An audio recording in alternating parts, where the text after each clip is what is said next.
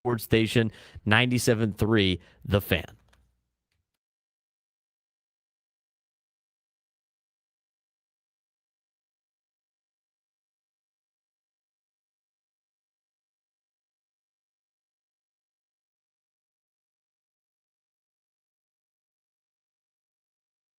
We're going to give you a reason why San Diego FC and their fans should actually feel good about the 1-1 draw with Minnesota. Yeah, they did fall behind early in just 3 minutes into the match. And yes, they struggled in the first half, but the championship caliber teams that we've seen in soccer find ways to earn points even when they're not playing at their best. That's exactly what San Diego FC did. Mikey Voris made 3 substitutions in the second half. Alex Mighton immediately won a penalty. Anders Dreyer buried it, and CJ Dos Santos came up with a huge saves to preserve the draw. This wasn't about flashy soccer. It was about resilience. Earlier this season, San Diego won by overwhelming teams offensively. Now they're proving they can grind out difficult road results. That's a huge sign of growth. If San Diego can start games with the same intensity they finished them, this team has every reason to believe it can make a serious playoff run. Is San Diego FC becoming one of the most complete teams in Major League Soccer? Well, we'll discuss that here in a second. But, Frank, this is a team that wasn't able to finish. Now they're not really able to start, but they finished really strong. At least they're in a position now where they get points in the standings instead of a late dramatic loss. They nearly stole that game, too, as Márquez and Vartson hit 2 crossbars late in that game, including one with like maybe a minute to go in stoppage time in the second half. So it's been an interesting change from San Diego FC. It's not quite as he had. Also made a couple big saves late as well. That is a huge point of emphasis for San Diego FC, because without, sure, again, you could have had the Dreyer penalty, but without CJ Dos Santos, you're in a position to where that Dreyer penalty may not have mattered. So what's up ahead now for San Diego FC? Well, they shift its focus toward the opening phase of Leagues Cup, where every match becomes an opportunity to build momentum before returning to MLS play. The club has shown all season it can control possession and create scoring chances, but the next step is finishing those opportunities earlier in matches instead of relying on second-half rallies. And this is a team, by the way, that hasn't had too many second-half rallies. They've had more second-half failures than anything else. So they're still putting together a good 80 minutes, Frank. It's really the 10 minutes to make it 90 that it's been a little bit of a problem. So as they now transition into Leagues Cup, it's a good break in terms of take your eyes off the standings of the MLS. This is a kind of, I view as a good opportunity to get back on track in games that aren't going to affect how you are in the table for the MLS. On Sunday, which is this Sunday, I think. Is this Sunday, August 9th? Yeah, it is. This Sunday at noon Pacific on ESPN Plus, Sweetwater Valley Little League won the Southern California bracket, which means they are representing Southern California in the West Regional. This used to be way bigger of a regional, and then they were getting irritated with Southern California and Hawaii winning every year, and all the other entities could never win. So now the West Regional only has 4 areas represented. It's Northern and Southern California, Arizona, and Hawaii. Sweetwater Valley Little League will be playing Northern California on Sunday. They are about 3 wins away from winning the West region and going to Williamsport. Now, here's what I don't understand. When you have it's a double elimination bracket for Little League. And I'm going to get to Sweetwater Valley here in a second. It's a double elimination bracket, but if you go to the losers bracket, Frank, you don't have to beat the winners bracket team twice. I hate those. It's so dumb. If you lose the first game and you have to battle your way back, you should have to beat the team that won their first 2 games twice, not just once to move on. So I think that's kind of a tough spot there in the West region. I know they're trying to get everything set before they go out, and I know they want to put the championship game on ESPN and everything like that. But, I mean, why get to this point and then give up the integrity of the bracket on the final day? Hopefully it doesn't get to that point. I will say this. Sweetwater Valley's got Alejandro Kirk's nephew on the team, Frank. he throws the ball at about 75 to 76 miles an hour, which at 46 feet is going to look like almost 100.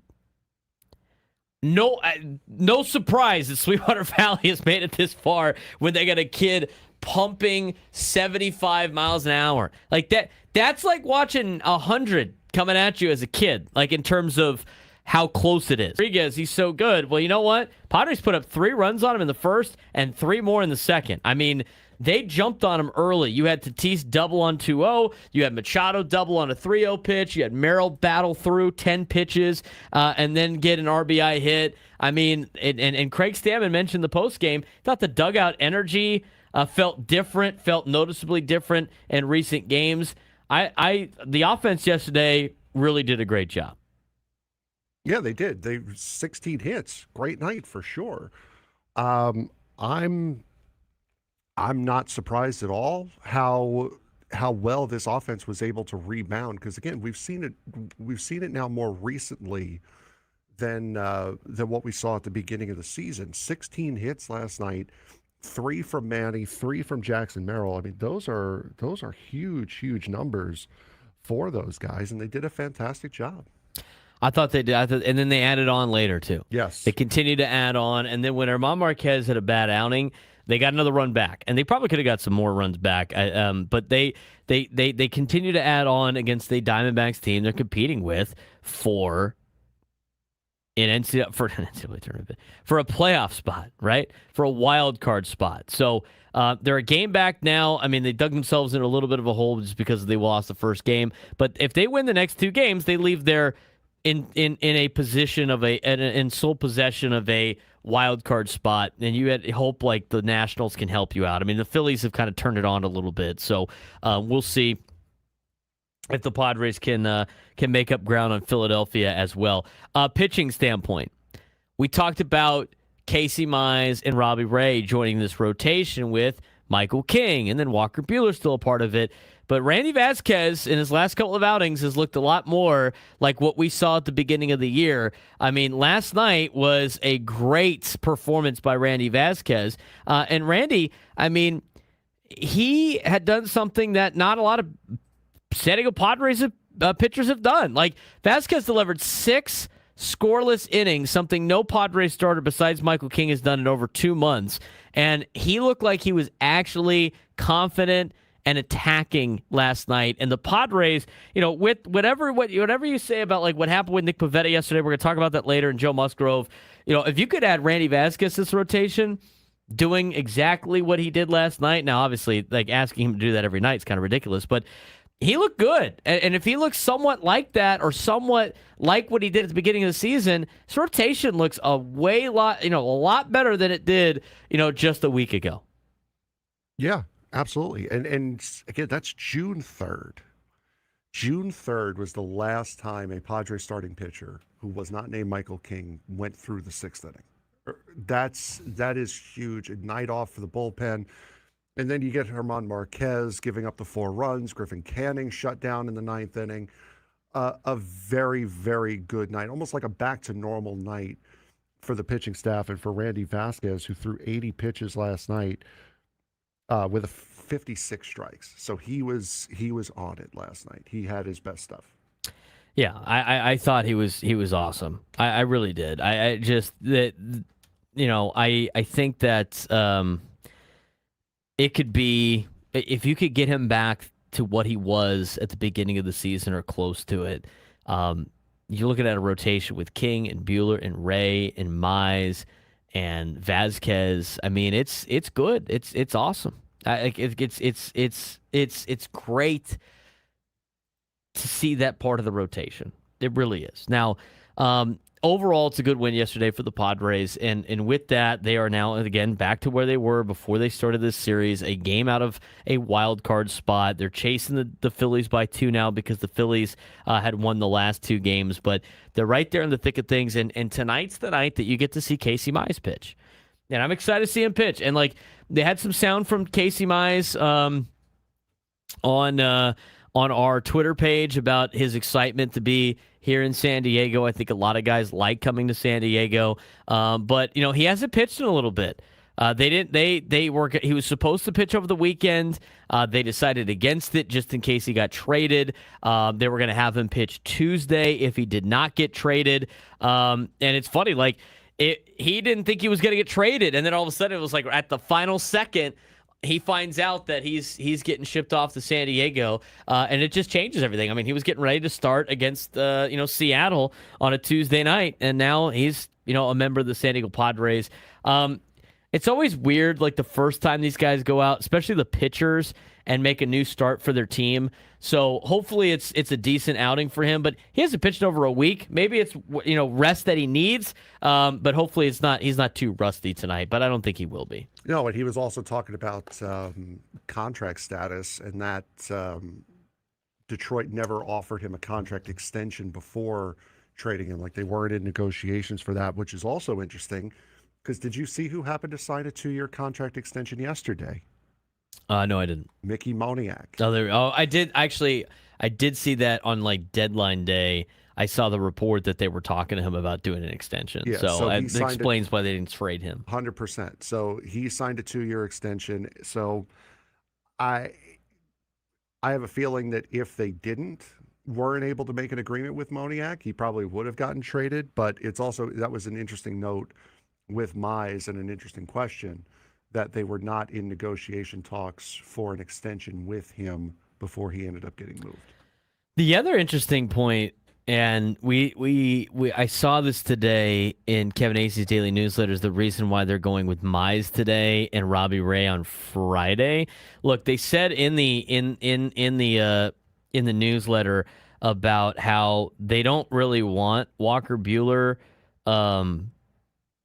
pitching. Here's what it says. Like, the Padres would like to give 32-year-old Walker Buehler more than 4 days between starts, but they believe he is the best option to face the Diamondbacks on Thursday, largely because Arizona has the highest batting average and second highest OPS in the major leagues against left-handed pitchers. So lefty Robbie Ray will make his Padres debut Friday at Petco Park against the Astros as Casey Mize pitches tonight. Let's not even, that's besides the point that the last time that Robbie Ray faced this Arizona Diamondback team, he got shelled, which goes along the lines of why this Diamondbacks team, it fits in with what they've done so well against lefties. So I'm okay with that. So Robbie Ray is going to make 2 consecutive starts at Petco Park. There you go. For him. One's going to be in one dugout. One's going to be in both dugouts, too. So I wonder if his kid's going to be there giving him a pep talk down by the dugout wearing Padres stuff this time. He shows up at Giant stuff, we got a problem. It'd be really funny. This is the kind of humor that I have. If he didn't get that pep talk until like the second inning because the kid was over on the other side, it's like, oh, sorry, not used to this. I had to go around. And you were already out there. So here you go. Hopefully the ushers know which one Robbie Ray's kid is. Starts running down there to talk to Dad. Anyway, we're going to talk more about this Pivetta situation from yesterday. I just, the report that came out after the fact was so odd to me. And we'll talk about it at 11 o'clock. But we have, the other thing we have is we have a lot of the numbers that they had from their rehab assignments from Joe Musgrove and Nick Pivetta. Joe Musgrove looked a lot better metric-wise than Nick Pivetta did. But hopefully they both feel good today. That was the biggest takeaway from this outing, regardless of what happened, was how they feel today. Hopefully we get an update from Craig Stammen in the dugout later on. But I think a lot of it was very much a scare there in Lake Elsinore. But then he went out and threw 30 pitches in the bullpen, 20 to 30 pitches, in the batting cage that you couldn't see. So I thought that was a little interesting. I think that just makes this story even stranger to me. Yeah, no, it does, because it's one of those things when you have a guy who's on the IL for an elbow issue, and he feels something in his elbow. Everything that you've ever seen in baseball says that guy gets shut down, like he's done. You see how he is today. Probably goes and has imaging today. They're not far from here. So, and then proceed after that. But for him to throw 30 pitches, which would have been about what his workload would have been plus the 14 that he threw in the first inning. I mean, that made it even more confusing, honestly. Xander Bogaerts, we got an update on him as well. The good news is last night, x-rays on his left foot were negative after fouling a ball off of it. He stayed in long enough to finish a productive night, but even more encouraging for Xander Bogaerts, because we've talked about how Jackson Merrill's heated up. We've talked about how Fernando's heated up. We've talked about how Manny's heated up. And the one out of the top four that hadn't really done anything was Xander Bogaerts. But in his last 9 games, do you want to know what Xander Bogaerts is hitting in the last 9 games? 345. He's in 300 with a 371 on-base percentage. I mean, throughout much of the season, Bogaerts has been incredibly unlucky on balls in play, according to the report from Kevin Acee. His career batting average on balls in play, 329. This season entering Tuesday, 249. His last 9 games is 360. So the Padres hope positive regression is finally arriving for Xander Bogaerts, which is great news for an offense that is already starting to heat up and starting to be in a better spot. Is it good enough, though, for them to make the run that they're expecting? Well, Eduardo Perez said something interesting yesterday on SportsCenter and then doubled down on MLB Network about the San Diego Padres. We're going to talk about it when we come back on the Braden Surprenant Show. San Diego's number one sports station, 97 through the Fan.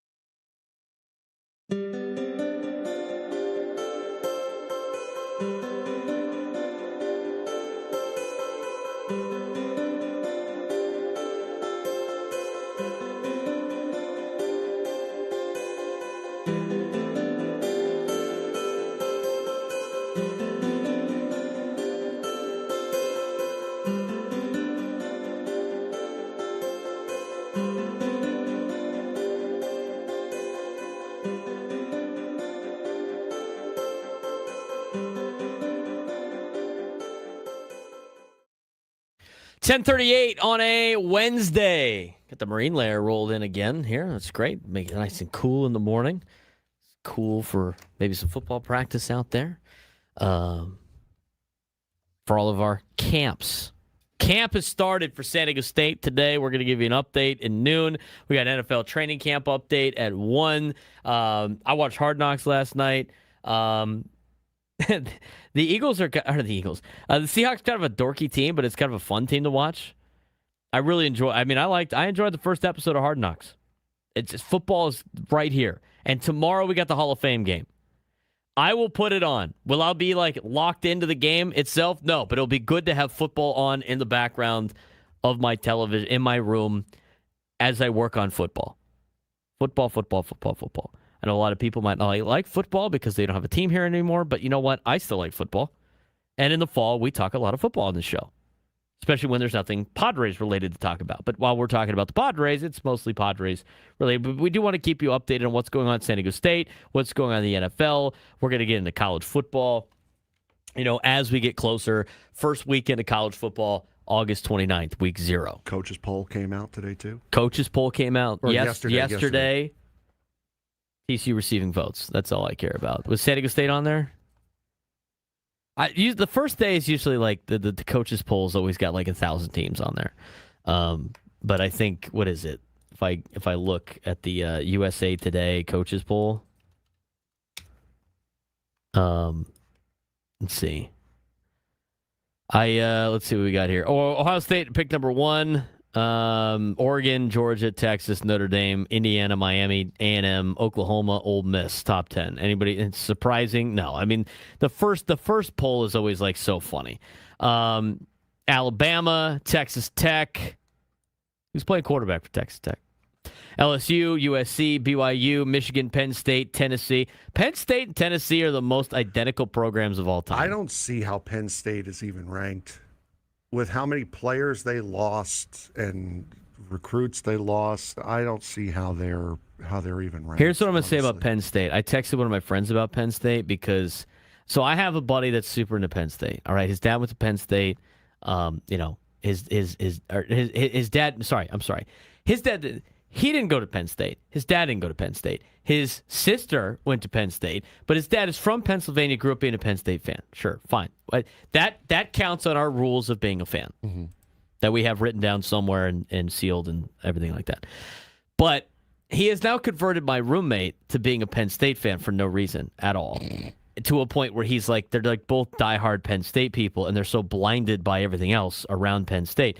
And the thing is, I look at Penn State, and this is my question about Penn State. And this is not a college football segment. We're going to get into what Eduardo Perez said about the Padres here in a second. But here's my thing on Penn State this year, okay? They are fool's gold. I think Penn State football is fool's gold. They're going to take a major step back. No. Their record's going to be fine. And I'm going to tell you in a second. But I'm just the guy asking questions. You love when I'm just the guy asking questions, okay? I'm just the guy asking questions. How did Coach Campbell at Iowa State go from kind of being on the hot seat at Iowa State because he had had a good start to the to his tenure there. He had made Iowa State competitive in the Big 12, something that they were like at least when I was in college seemed like it was a check off a W every time he played Iowa State. I mean, when did Matt Campbell go from they were good, and then all of a sudden they've been kind of mediocre the last couple of years. I mean, they've been okay. I mean, they got into the Big 12 championship game, which was great. Iowa State had that big bowl win, but then they fell back down to earth, and he was slowly starting to get on the hot seat of all right, man, you've been here a long time. We haven't really made that next step. And Matt Campbell went from being almost on the hot seat at Iowa State to then he's going to take Penn State to the promised land? Really? That's it? Okay. Oh, by the way, Frank, was Matt Campbell, let me ask you this, was Matt Campbell their number one choice to be a head coach, if we remember correctly? There was a 1 in the number. Was Matt Campbell their second choice? No. Was he their third choice? No. No. Was he their fourth choice? I think there was probably a 4 in the number. I mean, you go down the list, man. He was not even like close. I think he was like barely like their 14th choice, I think. And I thought, I thought for what Iowa State was, he did a fair job at Iowa State. He finished 72-55 at Iowa State.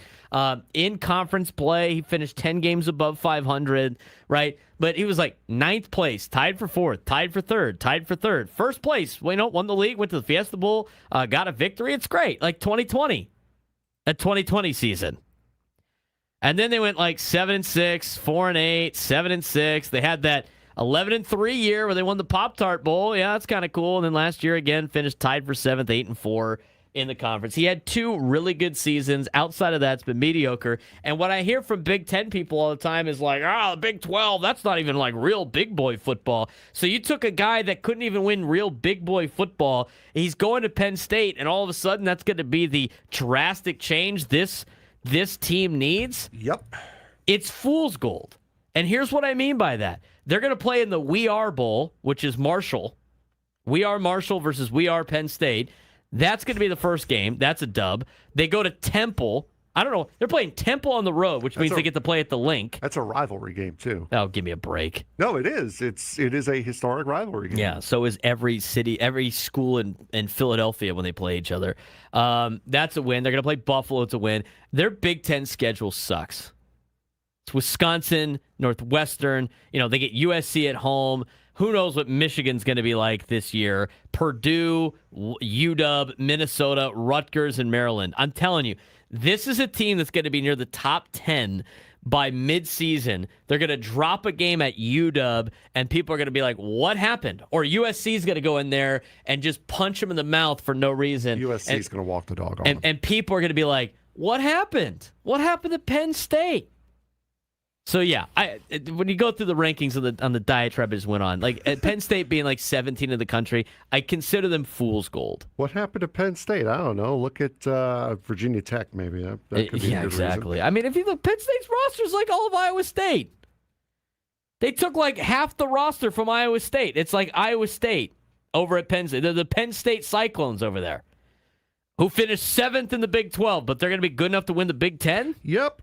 Yep, that's how it works. You know why? It's the same thing as the Dodgers when they trade away prospects, right? They're like, top-ranked prospects. They immediately drop out of the top 100 as soon as they get to the new team. Just like recruiting rankings. Hey, it's a 5-star kid. He committed to he committed to Oklahoma State. Lose a star. He's a 4-star kid now. He's not going to Alabama. Drop the star. Stupid. They took 2 away from that number on the conference. That's all they needed. They dropped some weight with that 2. Penn State at 17, Tennessee 18, Washington 19, SMU, Utah, Iowa, Clemson, Houston, Missouri. San Diego State did get votes, I think. They got 2, which is awesome. Just outside the top 25, Louisville, Florida, TCU, Illinois, South Carolina, Arizona.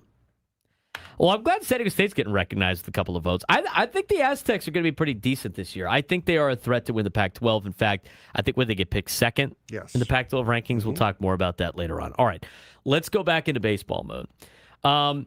Eduardo Perez, do we like this or do we not like this as Padres fans? He got asked on SportsCenter the other day, like, what do you think's going to take down the Dodgers? And they gave him a list of teams, and then he didn't say any of those teams. He picked somebody else. And then he doubled down on it on MLB Network Radio this morning. Here's what Eduardo Perez had to say about who could take down who's the best chance to take down the Dodgers this year. I love psychologically what they did at the trade deadline. They got 2 starters that they needed. They have a bullpen that is a shutdown bullpen. And they have guys that have underperformed offensively that are not what the numbers indicate that they are, and they have turned it around in the last few weeks. To me, it's the San Diego Padres. I think it's a team that, if they're matched up against the Dodgers in the division series or in the championship series, if they even get to the postseason, because they're not even right now in to qualify for the postseason. But if there's a team that I think could match up psychologically with them because of their past history, of being beaten up by the Dodgers, I think it's San Diego.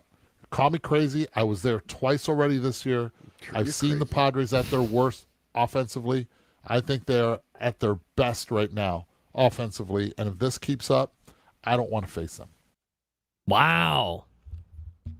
I mean, let's get to that point first, right? I mean, they got to get into a playoff spot. I like the a little bit of national attention. He makes a lot of great points. I mean, I know we don't have to. If we make those points, it sounds like we're homers, Frank. But like, I kind of agree with some of it. I mean, I think experience against LA matters. You see them all the time. I think the fact that the stars that they paid money for, are starting to really carry this offense. I think that's a step in the right direction. And the biggest problem that the Padres have had is starting pitching, and that has gotten drastically better. Now, who knows? Like, Casey Mize and Robbie Ray still have to pitch for this team. You can't just win it on paper, but the bullpen has already been legit all year, and it's probably just based on the fact that you have to move pieces around and add some guys coming back from injury is probably going to improve upon what it currently is. But you didn't take away from your bullpen at the trade deadline. You added to your starting rotation, and your offense has woken up. This is a team that is playing at a level right now that, like, at the beginning of the year, if they did, would probably be, secured a playoff spot. I mean, if they didn't dig themselves in such a huge hole, Frank, the way they're playing right now with what they have accumulated, they'd probably be 6 games out of the division based on how the Dodgers are playing right now. And with you talk about how good they've been here recently. What I'm looking at is over the last couple of years, when it comes to the most important games, they've been boat raced by the Dodgers during the regular season enough. But those playoff series between the Padres and Dodgers over the last couple of years, both teams have stepped up to the moment. Guys who have been down all season long have had their biggest moments and their biggest series up against the Dodgers in the postseason. So I 100% agree with Eduardo Perez that this is, if given the opportunity to, if given the shot, it will be the World Series again. As the Dodgers said in 2024, their series against the Padres in the division series was the World Series.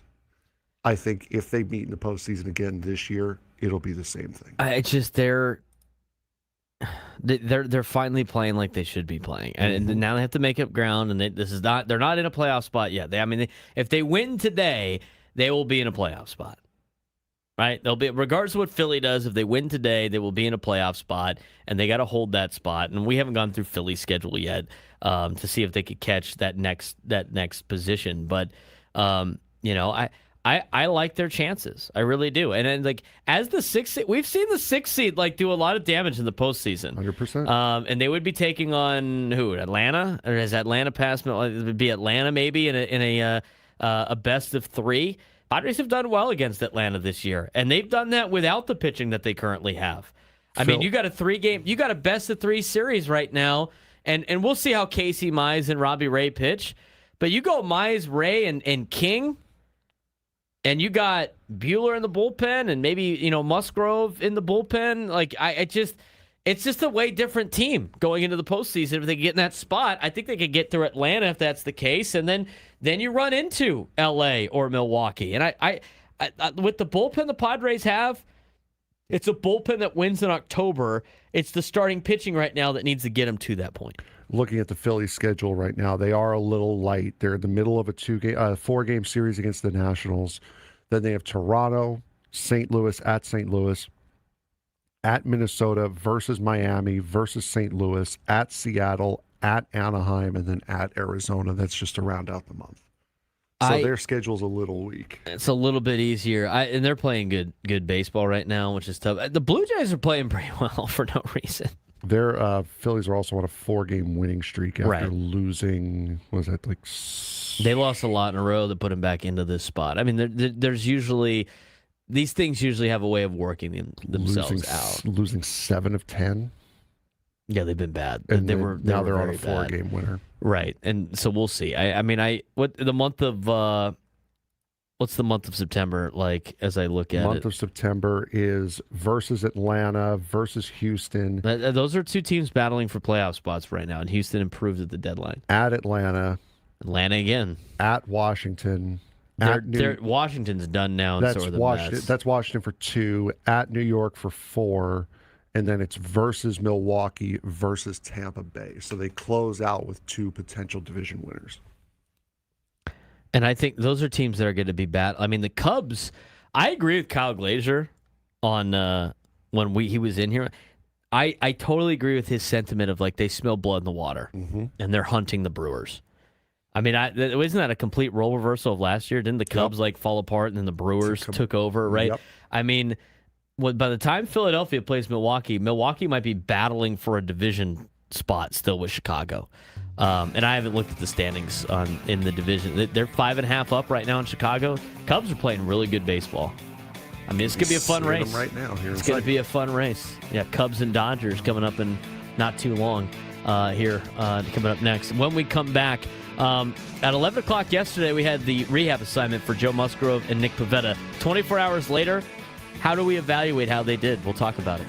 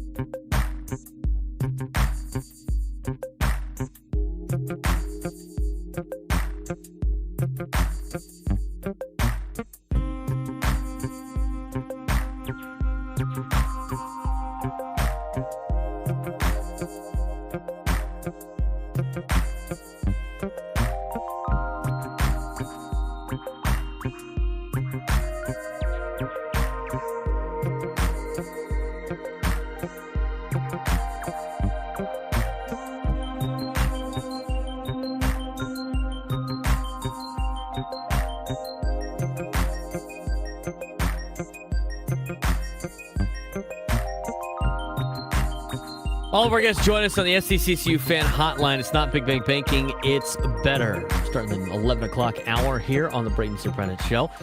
Yesterday at this time, we were talking about the Joe Musgrove, Nick Pivetta rehab stint in Lake Elsinore. Joe Musgrove looked like he looked pretty good for the most part. He felt really good after the fact in some of the quotes that he had given to local reporters. But the big question was about Nick Pivetta and how Nick Pivetta had felt. And the thing is, we have some information for you to pass along in terms of how the pitches were and everything. But we're going to talk about both of them in a second. But what did Craig Stammen have to say about how Nick Pivetta and Joe Musgrove are, mostly emphasizing on what happened with Nick Pivetta's exit to the game? Here's what Craig Stammen said pregame yesterday with the media. Yeah, Joe came out of the outing really good. First game back in a long time, so a little bit of rust, but also, was able to do what he wanted to do and accomplish pitches-wise. Nick's was went a little bit differently. We all saw him walk off the mound. Looks like he felt a little bit of tightness in his elbow, but then he was also able to, catch his breath and then go throw 30 pitches underneath the stadium in the batting cage. So, take that for what it's worth. We'll find out how Nick feels tomorrow. Same with Joe. Find out how they feel tomorrow and then reassess and then go on from there. I guess that's kind of the big test tomorrow because both of them pushed it a little bit more adrenaline and everything being actually in the game. Yeah, exactly. It's, you're testing them every single time. That's why when we were talking about this a couple weeks ago, hey, they're throwing a bullpen, it's to temper the excitement a little bit because there's a lot of boxes to check before they're, back pitching in the big leagues. With Nick, he felt something in his elbow, what specifically? Yeah, just tightness in his elbow, and I think he was just at a point where maybe scared, maybe worried, maybe hurt. We don't know. We'll find out. He threw the bullpen afterwards, which is a little ironic. That's not a typical happen on your first rehab start. So I think the key is we really just got to see how he wakes up and feels tomorrow, and then go from there. But walking off the field, you think, all right, he's done, that's it. And that's just not the case. The bullpen, as far as you know, is it just another inning type thing? Or they said he threw in between 20 and 30 pitches, as hard as he possibly could, all pitches, and he felt no pain. Yeah, that was the weird part. This whole situation is just odd to me. It doesn't make a lot of sense. I don't think he's hurt. What Craig Stammen mentioned, it kind of matches what Nick Pivetta did at that point in time, coming off the mound. Because when he came off the mound, he didn't seem like that hurt, and then he has this realization that oh, maybe I don't feel that bad. So who knows about the 30 pitches that he threw after the fact? I don't think the Padres would let him throw 20 to 30 pitches after the fact if he was hurt. He didn't go he didn't ask for a trainer immediately. That's usually something that happens. So without getting into the details, it looked odd yesterday. There's something odd about it. It's very non-traditional, if you will. And I don't think they're hiding an injury with this, but the story doesn't make too much sense. We'll see what happens with Pivetta. I think at the end of the day, if he's not actually hurt, nothing crazy happened, you still got to see how he feels today anyway. I mean, at this point, I will say this. What Joe Musgrove said about Nick Pivetta, it makes a lot of sense. He said, because Pivetta hasn't talked to the media after his bullpen sessions. And Joe Musgrove hasn't either. And Joe mentioned this after his outing, before Nick Pivetta went out on the hill, was he thought that, like, Pivetta needs to be able to trust and just throw, which he's been kind of uneasy about it. So I can believe that at some point he goes, you know what? Like, I don't like the way this feels. If you're pitching like that and you're going into a game and you're like worried about your arm, I mean, the mental side of things, any slight short of pain anywhere, you start to overthink about. I do that all the time. Yep. I do that all the time. I am a super hypochondriac. You get any type of pain somewhere that you don't usually feel, all of a sudden it's like, oh my God, what is this? Especially if you know about that. Like, I have been blessed, my knock on wood, to not have anything major serious in terms of injury, but I had a concussion. And that first time back, like, you're a little hesitant about what's it going to be? Am I going to give myself another concussion playing football? Like, guys that have knee injuries, I don't know how they overcome, like, making the same cut that they did when they got themselves hurt the first time. Like, the mental side of it, I think, is huge. And so it doesn't, the point that doesn't surprise me is that Nick Pivetta at some point in time could have felt a little bit of a feeling in his elbow, and then it didn't feel comfortable. And then he's like, and then just comes off the mound. I can believe that. It just looks like he thought it was strike three before he got to that point, which makes it a little bit weird. But it sounds like it's better news than what a lot of people expected. We'll get the report today on Nick Pivetta. I will say this, though. When you look at his numbers from yesterday, they weren't, like, very good in terms of, like, comparison to 2026. But that's also not crazy because he hasn't thrown in a game in over, like, 2 or 3 months. His fastball was down from what it was during this season.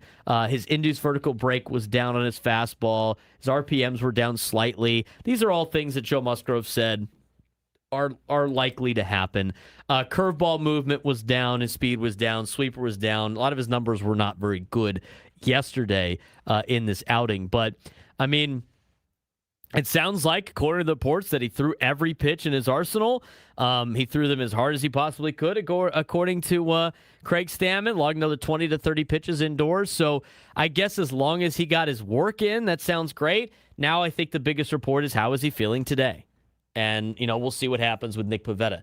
I don't want to spend too much time on Pivetta as much as Joe Musgrove, because I think Joe Musgrove looked pretty good yesterday, considering the circumstances of not pitching in a game for like 2 years, aside from the spring training outing that he had.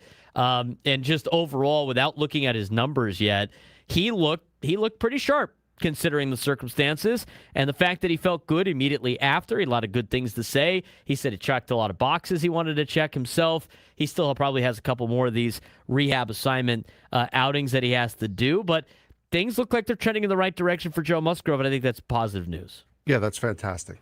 Absolutely fantastic to hear is that, I mean, and he's had typically the year and a half is more or less what the average recovery time for Tommy John surgery has been. He's almost at 2 years now. So for him to feel this good is absolutely fantastic. He didn't feel great coming off the mound in spring training. Didn't feel great the day after, but he says, at least from what he said yesterday, he said he feels really, really good. Checked all the boxes that he wanted to check, did all the things that he wanted to do. So now it's just about waiting to see if the middle to end of August timeline that's been predicted is one that's going to stick. Our guy, Danny Barand, put out the pitch metric numbers on social media. Fastball's up from 2020. These are all comparison to 2024. Now, he was dinged up in 2024. We knew he was pitching hurt in most of 2024. Fastball speed was up from 2024. His IVB was up. His horizontal break was up. His RPMs were down, not totally surprising. Sinker fastball, velocity up. IVB up. His horizontal break up. The only thing that was down across the board were his RPMs on his pitches, Joe Musgrove. And on top of that, like a lot of his secondary stuff, which is not too surprising because you see a loss in that when it comes with retained scar tissue. So I'm not overly worried about Musgrove. I like the fact that his fastball is up from 2024. I think that's good news, but we were looking for his fastball numbers as they were as the game was going on. Didn't get the data. After looking at some of the data, though, I think that's a very encouraging sign that his MPHs were up. Compared to what he was doing in the regular season in 2024.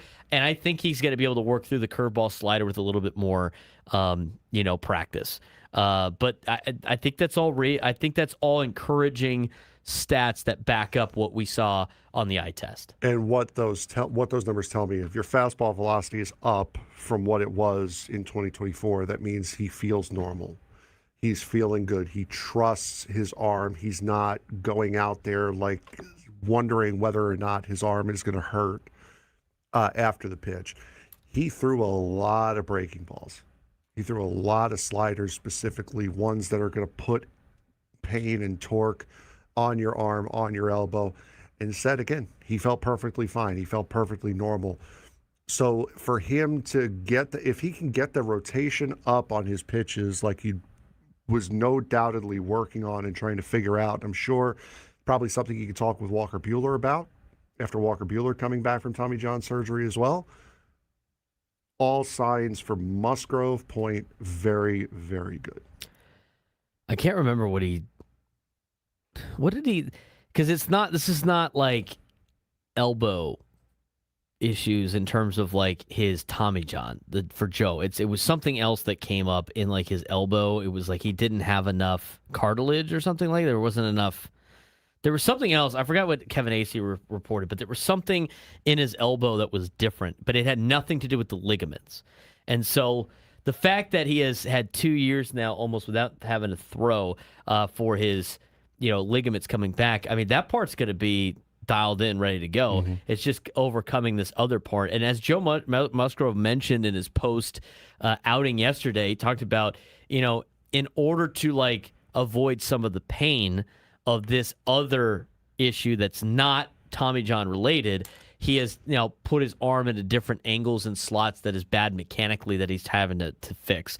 And once he gets to that point, I think it's going to be very beneficial for Joe Musgrove and, more importantly, the San Diego Padres. So the word was Nick Pivetta left the game yesterday and, thought he felt something, but then thought he didn't feel something and then threw 20 to 30 more pitches. So we will keep you updated if we get any more news out of that. But it sounds like he is not, done for the year. It sounds like it's a little bit of a scare. He went out and threw every pitch as hard as he could in his little bullpen session after he left the game. I'm sure we'll have updates from Craig Stammen later on this afternoon. But that was what was the latest on Joe Musgrove and on Nick Pivetta. We did get yesterday or a couple of days ago a report about the Padres ownership change and how they might be voting soon, or they've already passed some of the tests. They've passed some of the hurdles already in part of this process. We'll let you know what exactly is going on with that when we return. All right, this is our live reaction to the MLB trade deadline. It's officially over as we record this on Monday, trade deadline day. It's 30 minutes after the deadline, and we know exactly what the Padres are getting now in the trade deadline. They have acquired Robbie Ray. They have acquired Casey Mize. They have acquired Gage Workman.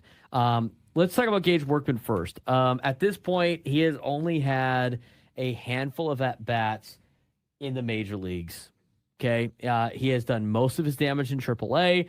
I think he has a total of 50-something at-bats in the big leagues. He does have 2 home runs in the bigs. That's this year. He's played on a handful of different teams, a couple of organizations.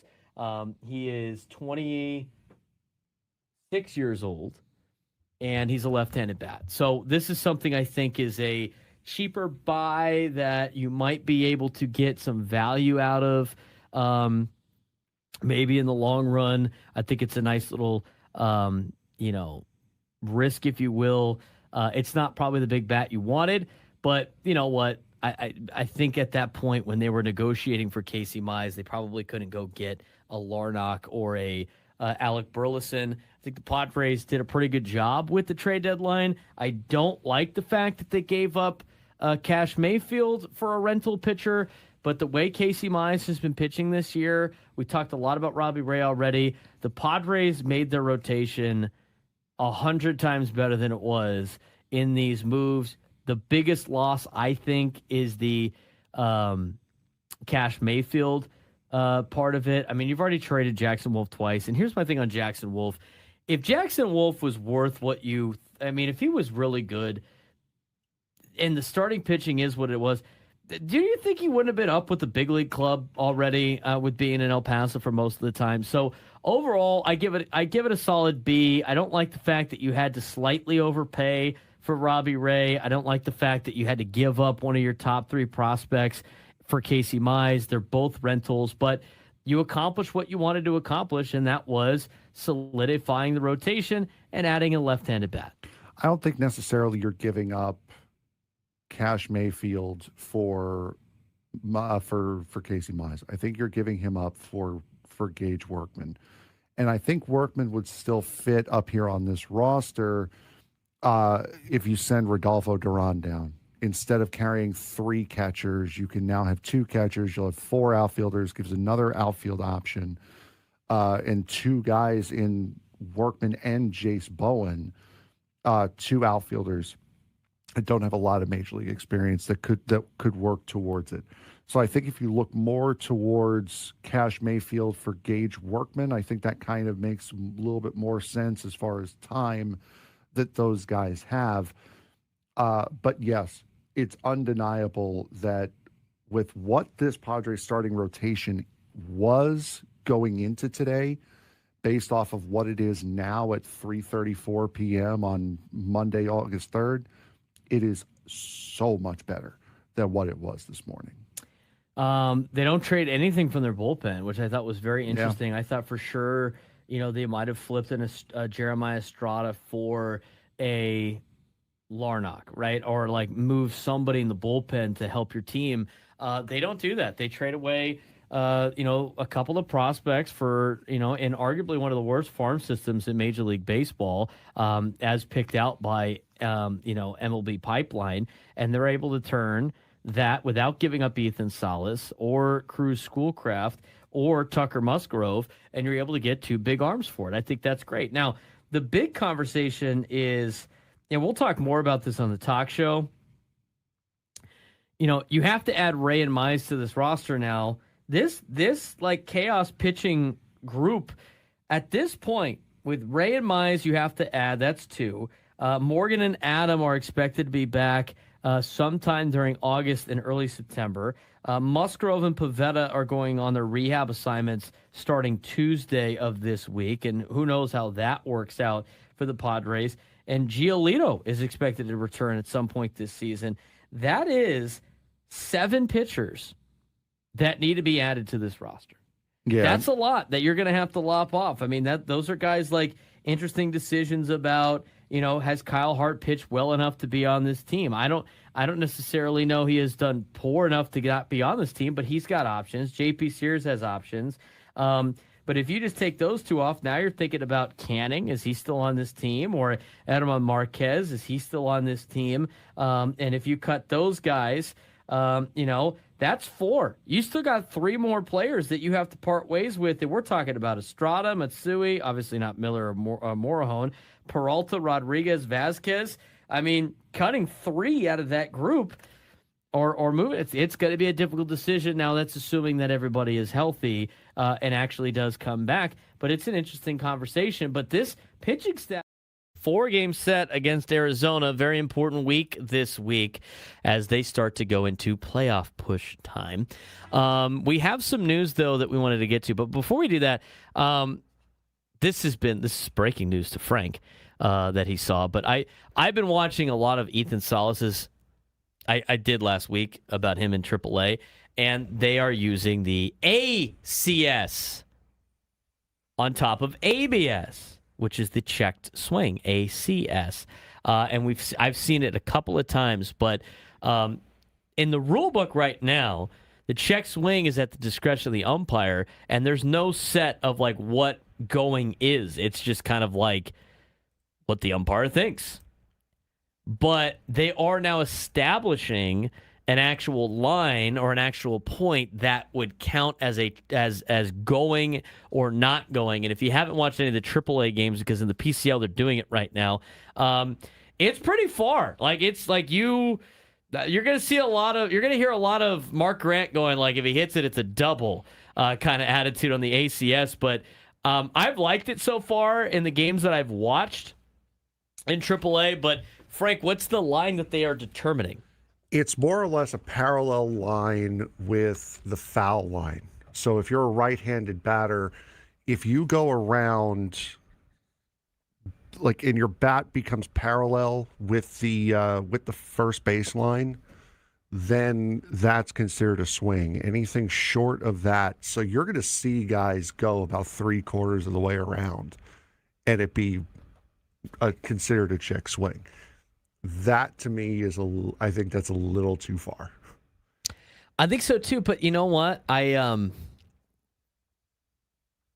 will say this. I went back and I think it was Gwen and Chris were talking about I forgot what it was, some old-timey game of, yeah. Right? Mm-hmm. And then remember I've seen that clip, and then it was like it was all these strikeouts that this guy was getting, and like they would the check swing was like the guy almost went like almost all the way around, but he didn't finish his swing, and they'd call it a check swing. And nowadays it was like you barely move, and they call it a swing.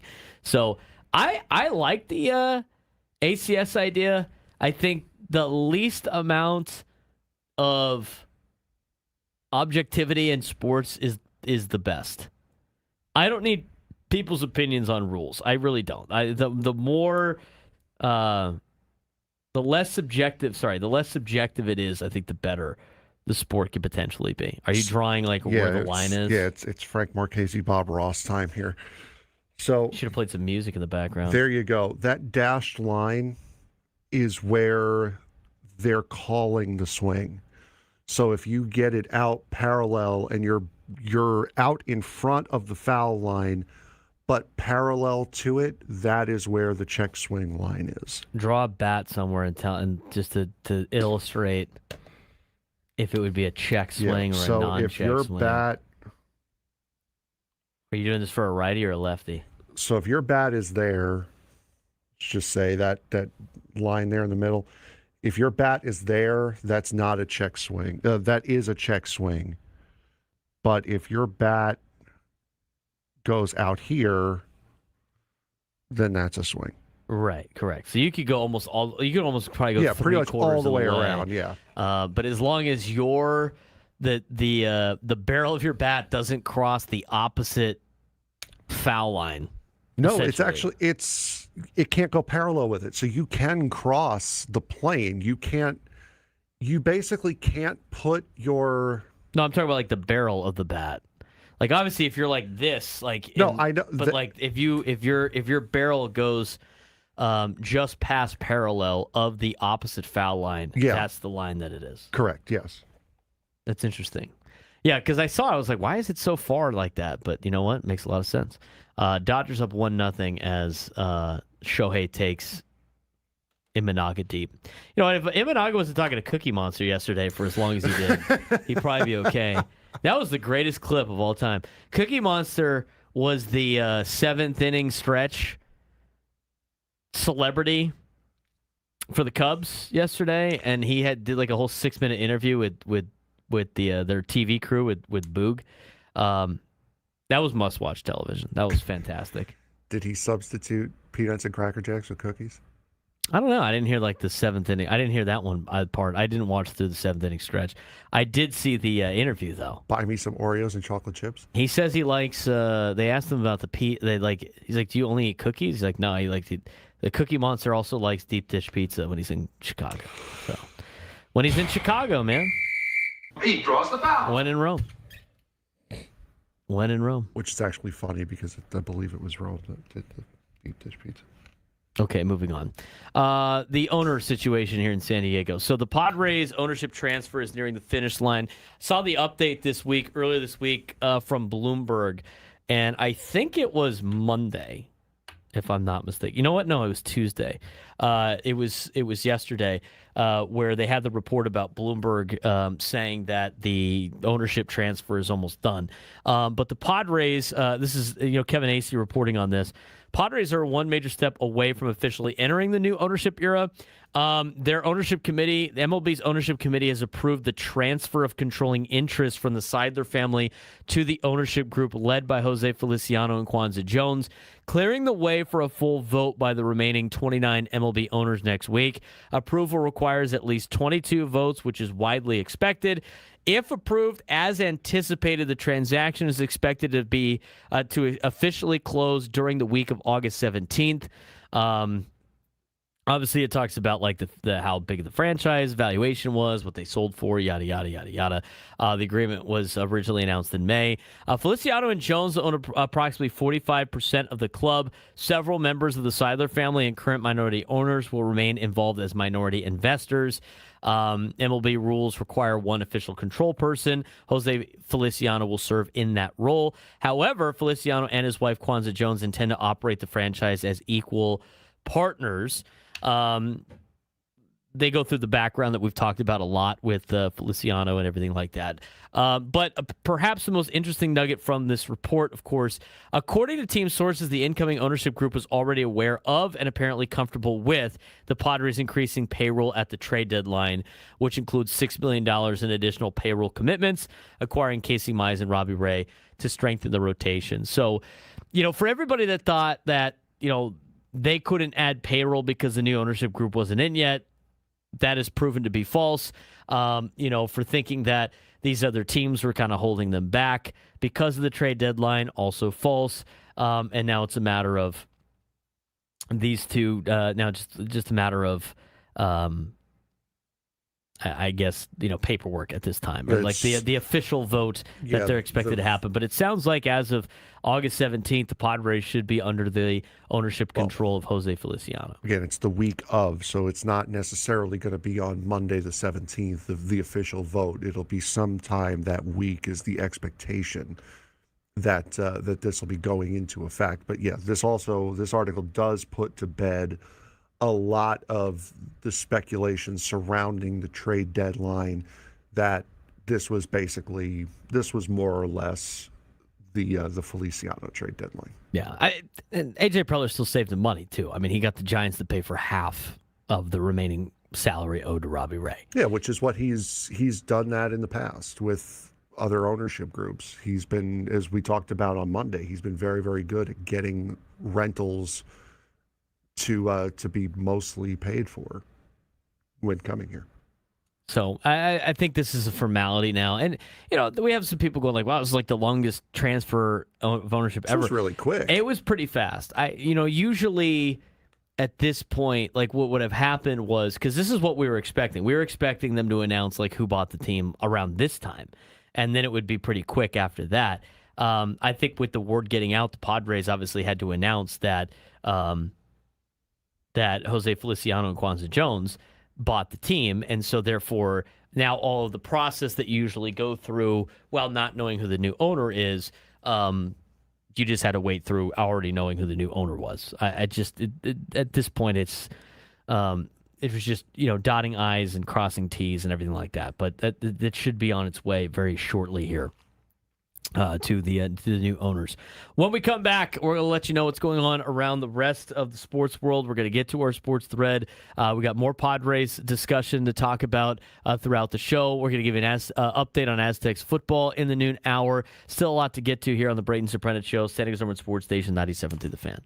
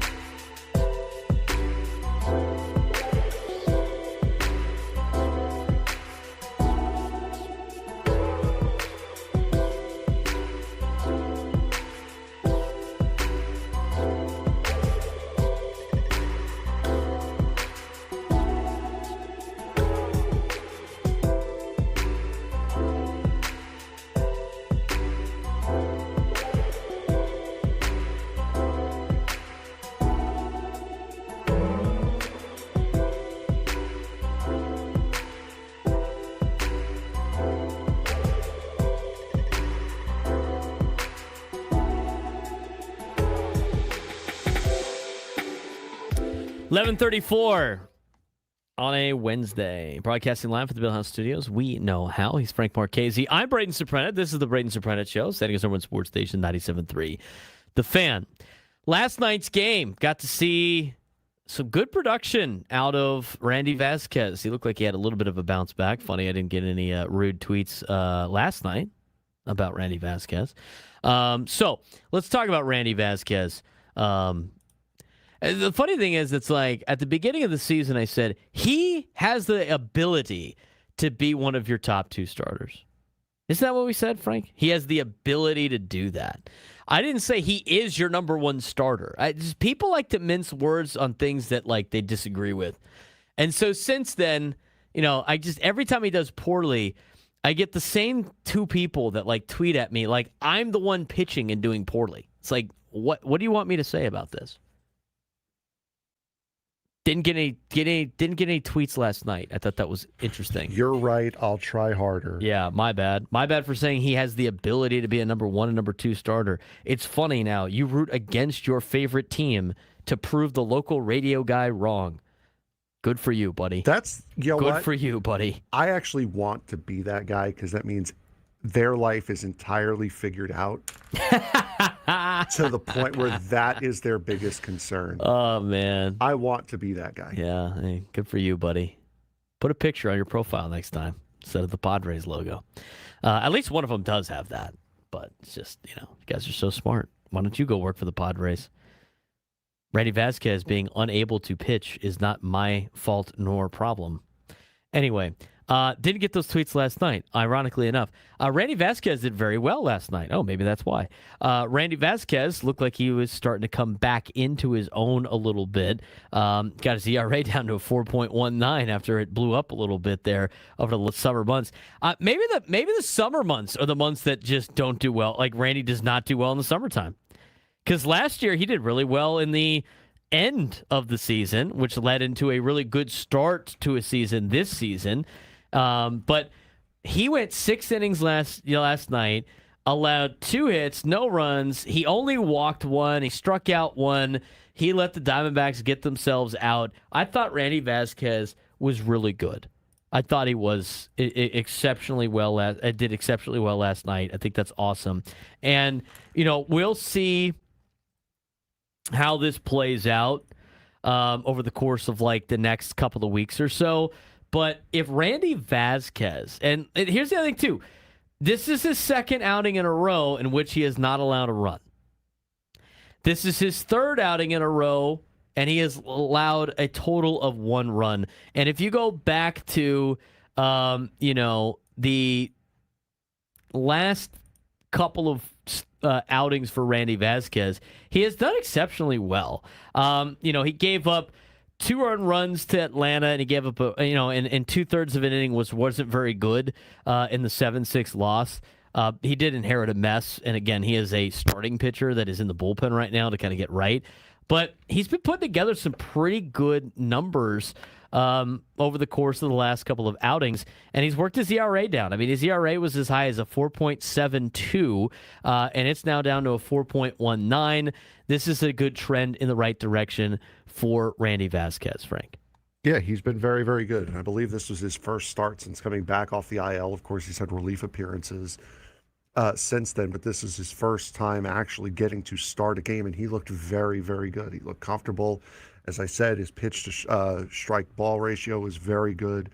80 pitches to 56 strikes. That's incredible for him.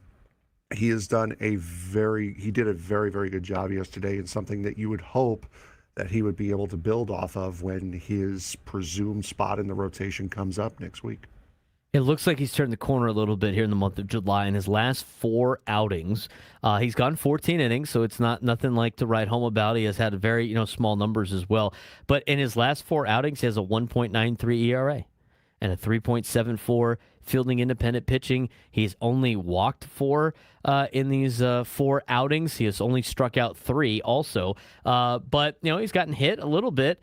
But he is pitching the contact. He is getting outs, and his teammates have talked about how different he looks in terms of his confidence and in terms of his attacking in the zone and kind of that maturity now. And the question now becomes for Randy Vásquez, and maybe it's last night, but with Randy Vásquez pitching like this and going, deep into games now in his last couple of starts, one, can you add him to the rotation here for the final stretch? And number two, has Randy Vásquez changed the Padres' entire postseason outlook by being back to and close to being back to what he was in the month of April? I think it does change the postseason outlook a little bit. I mean, I think Randy Vásquez has definitely pitched his way to be on this team for sure.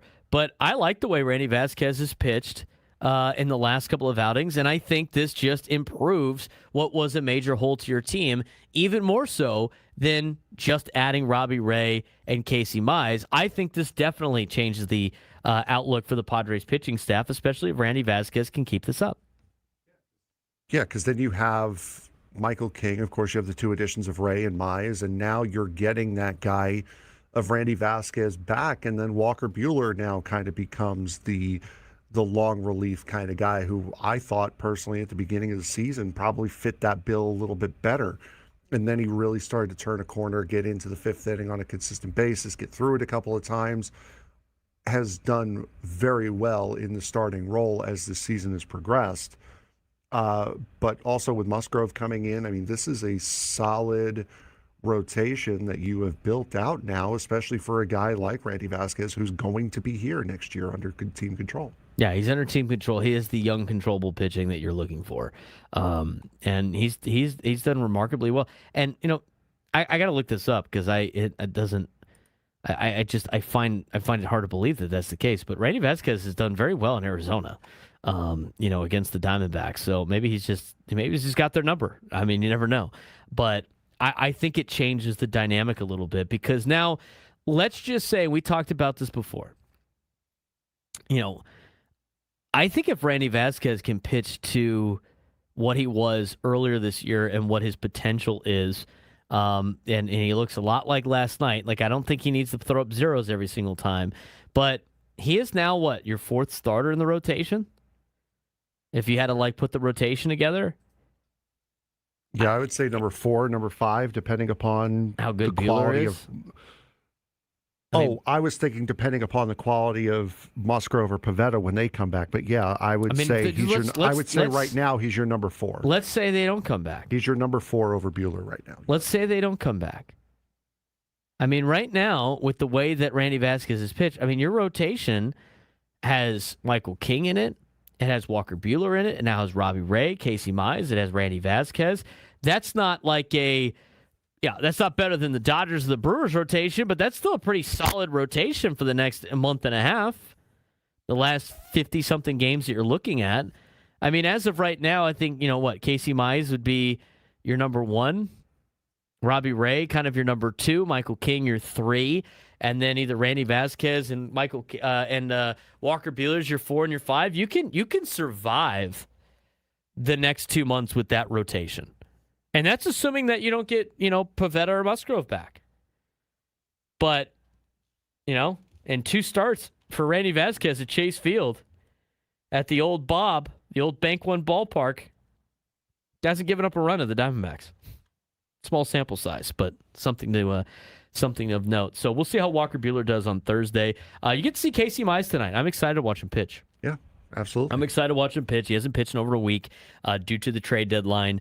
The front office for Detroit decided it was probably better not to have him pitch right before the trade deadline. So he has had a full week off. Hopefully it's a nice week to rest up a little bit. This can either go two ways. He's going to be rusty tonight, or he's going to be locked in. And they played the Diamondbacks early in the year, and I can't remember how. I don't know if Casey Mize pitched against them or not, because they played the Diamondbacks right after they played the Padres, and I know Casey Mize had been missing, a little bit of time due to injury. But I don't know if he was part of that rotation then. He was. Casey Mize has already pitched in Arizona this year. It was on March 31st. It was a 7-5 loss for the Tigers, but he went 6 innings, He went 6 innings. He gave up 1 earned run on a home run, 4 hits, 2 walks, 9 punch-outs against the Rattlebacks. So not bad. Not bad. We'll see how Casey Mize does tonight at Chase Field. We will also figure out what else is going on in the sports world. We got NFL training camps going on. We got Major League Baseball playing. We got some news and notes always in college athletics. What's Frank Marchese got up his sleeve today? You know that group chat? The one that's always blowing up with the biggest sports takes, debates, and breaking news? You got barbecue back there, and you didn't invite me? Yeah, we've got that too. Welcome to the Sports Thread, where we break down the top 5 stories in sports, just like you would with your crew. Oh, no! Disaster! What a bad idea! No filters, no silence, just real talk. All right, Frank, what do we got going on today? We have a decent amount actually going on today. A lot of breaking news this morning. One of those Number 1 is that the Washington Commanders have now signed, or reportedly signing, 4-time Pro Bowl receiver Stephon Diggs to a 1-year deal worth up to $12 million, giving quarterback Jaden Daniels another proven playmaker alongside Terry McLaurin. Diggs, a Maryland product, has topped 1,000 receiving yards in 7 of the past 8 seasons and brings veteran leadership to a receiving corps that struggled with injuries and inconsistency last year. For Washington, it's a low-risk, high-upside move that could significantly boost an offense looking to take the next step in the NFC. Is Stephon Diggs the missing piece that the Commanders needed on offense, or are his best years behind him? His best years are behind him. I mean, this is a sweet move if you're Washington, like 4 or 5 years ago. Because I didn't think Stephon Diggs was the missing piece in New England either, right? Because he went to New England. He was supposed to be the weapon up there for Drake May, and it's just, he's been okay. He's been losing production. He's not the same receiver he used to be. So I don't think this is the missing piece for the Washington Commanders. I really don't. It's definitely better than what they had, and you had to replace Deebo Samuel in some capacity. He was also not necessarily the answer for the Niners, but I don't think this is going to be a huge deal for Washington. I really don't. And maybe he has a great year. Who knows? But him and Terry McLaurin, it's not terrible, but it's not like a receiving core that really scares me. I do agree. Number 2 Also broke today, Live Golf has secured a new lead investor that will keep the league operating beyond this season after Saudi Arabia's public investment fund ended its financial backing earlier this year. While the investor's identity and financial details have not been released, Liv says that the deal is expected to close in September and could be joined by more than a dozen additional minority investors. The league also announced plans for a revamped 2027 schedule and a new ownership model that would make the players the majority equity holders. The move marks a major step towards long-term stability as LIV looks to establish itself as a permanent fixture in professional golf. Does this investment prove LIV Golf is here to stay, or will it continue to struggle to compete with the PGA Tour for the sport's top players and fans? So they're getting an investment group in there? Okay. They are getting an investment group. Eventually, your sport has to be able to sustain itself based on your own profits. You can survive like this for as long as somebody's willing to fit the bill. But if your product does not generate any revenue, it's never going to survive. This is the case for a lot of different leagues out there. I mean, the biggest reason why the USFL and XFL and all these spring football leagues haven't survived is because they can't get people to spend the money on there. I mean, you can keep writing checks and just throw it into a money pit to keep it going, but eventually you're going to have to survive on your own. This is how all these other leagues have survived on their own when they first got established in the late 1800s, early 1900s, when you're talking about football and basketball and baseball. Eventually, it got to a point where it became entertaining, and so entertaining enough that people wanted to spend top dollar to watch these events play, and that's why these guys make all this money. And that's why it's popular, right? So eventually your product has to generate its own revenue, and I don't think Live Golf is going to be able to do it. They've already tried like the big name golfers. It hasn't clicked. There's no like status or prestige to Live Golf, and it's kind of hard making a league that counteracts one of the more traditional leagues. This is why nobody's challenged the NFL, right? Or nobody's challenged Major League Baseball, or nobody's challenged the NBA in the United States. I mean, you could make other leagues. You could spend a ton of money to get some of the best players, but if you can't get people to care about your product, they're not going to watch. And if they don't watch, you're not going to make money. And if you don't make money, you're going to fold. I mean, there's nothing stopping, like, billionaires from making their own league and having the best players play in it. But if people don't go watch, it doesn't matter. Mm-hmm. Yep. I mean, that's part of the reason why the Super League in soccer failed. Number 3. The bookmaker. This is so interesting to me. The bookmaker who took bets for Shohei Ohtani's former interpreter, Ippei Mizuhara, says it became clear within a month that Mizuhara had a serious gambling problem. In ESPN's The Betrayal of Shohei Ohtani podcast, dear God, Matthew Boyer described Mizuhara as constantly chasing losers, while the former U.S. attorney on the case argued that the thefts couldn't be blamed on addiction alone, saying that Mitsuhara also exploited Ohtani's trust for personal gain.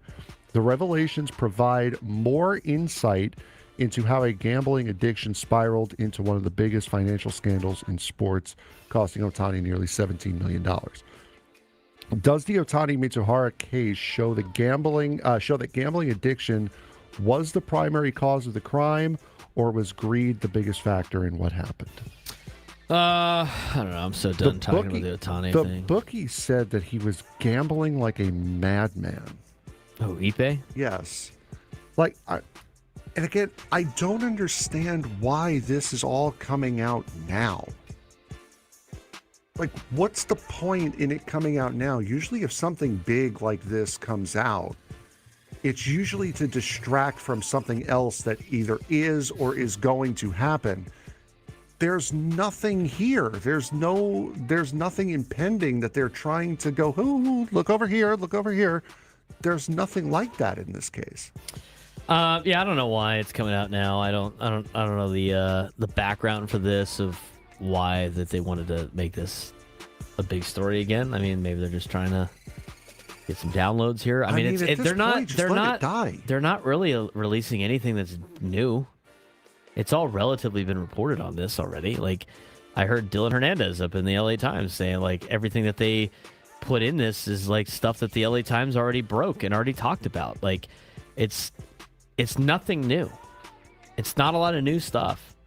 The only time that stuff comes out like this again is if it was like a new glaring story of it being completely different than what was first reported. That's usually when you get something like this. So I just think it's a way for ESPN to try to like get people to download podcasts. I have no interest in listening to this. I don't care. It happened too long ago now. It is what it is. It's so dumb. Number 4. Notre Dame head coach Marcus Freeman is urging his team to stop talking about the college football playoff that they're already in, and focus didn't make last year, and focus on earning its way back, which they don't have to do, after last season's disappointing snub. Join a conference. Despite returning a talented roster, including quarterback C.J. Carr and several NFL caliber players, Freeman says the Irish can't afford to look ahead already after early season losses derailed recent campaigns. With Notre Dame expected to begin the season ranked in the top 5 and holding high expectations, Freeman believes the only path back to the playoffs, is through politics, is by taking care of business one game at a time. Is Marcus Freeman making the right move for downplaying playoff expectations, again, which they're already in, or should a program like Notre Dame embrace the pressure of being a national contender? I mean, he needs to. You want to keep your kids focused. I understand what he's saying. They didn't make it last year. It's kind of hard to like just be thinking about the playoff already. But when you have the schedule that they have, makes it easy. Open up the season with Wisconsin, sick, and then they play Rice, not the side dish. That's the school, and then they play Michigan State, Sick. Then they go to Purdue. And then they play North Carolina. And then they play Stanford. Their toughest game in their first, I don't know, what is that, 3, 6, 7 weeks is at BYU. That's actually a decent game. Then they got Navy. They got Miami, who's tough. Okay, I'll give them that. Saturday, November 7th, part of this ACC Beat them last deal. year. Right? Then they got Boston College. They play SMU at home, and then they go to Syracuse. Which, by the way, come on. Boston College can sod all the way off after what their basketball program did. I like Bill O'Brien. Okay, do not let the basketball program affect how you view the football program. The basketball program's a joke. Maybe we talk about that. I'm surprised you didn't put that in the sports thread. I think it was kind of a joke. Be a longer term conversation. There was other reports out there that maybe the play-by-play guy was popping off a little bit, but you know what? Let's discuss that when we come back. We got Aztecs football we need to discuss as well. Noon lunchtime hour.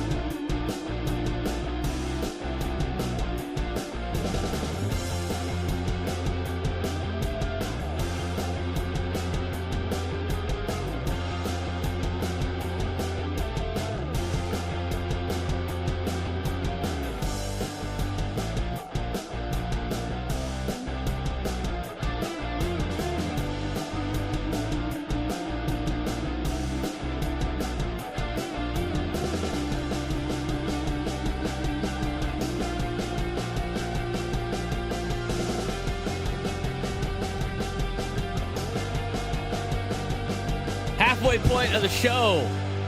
Halfway point of the day. It's noon here in America's finest city. He's Frank Marchese. I'm Braden Surprenant. This is the Braden Surprenant Show. San Diego's #1 sports station, 97.3 The Fan. All right, we went to break talking about it, and there's a couple of things that we want to add to the sports thread. One, did you see the Akron story? I did see the Akron story. I saw the tweets about it. Can you tell us what it is? Akron, I want to get it right here. Akron football. So what? Catch the fever. So what Akron is doing is one lucky fan will be able to script the opening offensive drive for their home opener this season.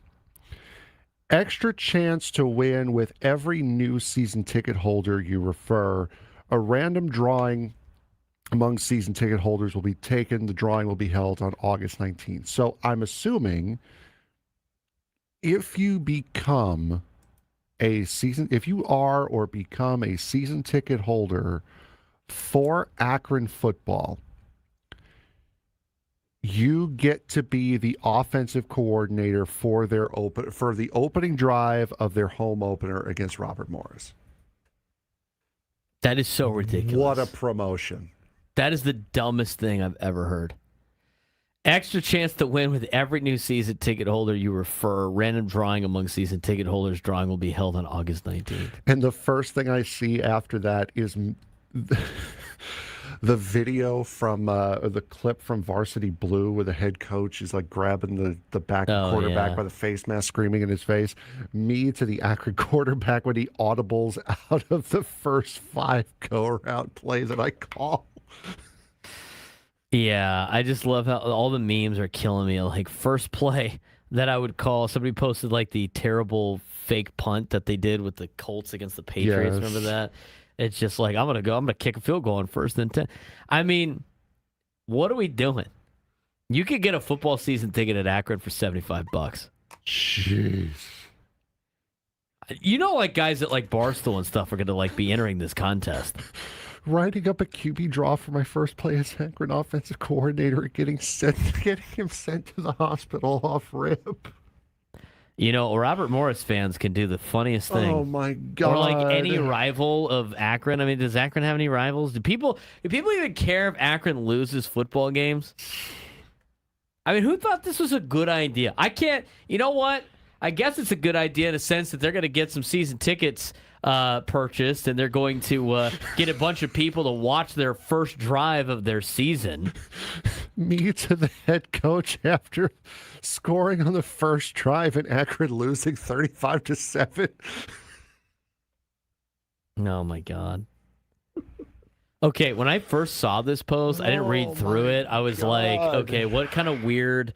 I thought it was some weird thing you had to accomplish on NCAA 27, and then you got to win tickets. Ticket holder. Some season ticket holder is going to be able to call the opening script. I mean, sweet. Sounds like your guys are going to go 3 and out.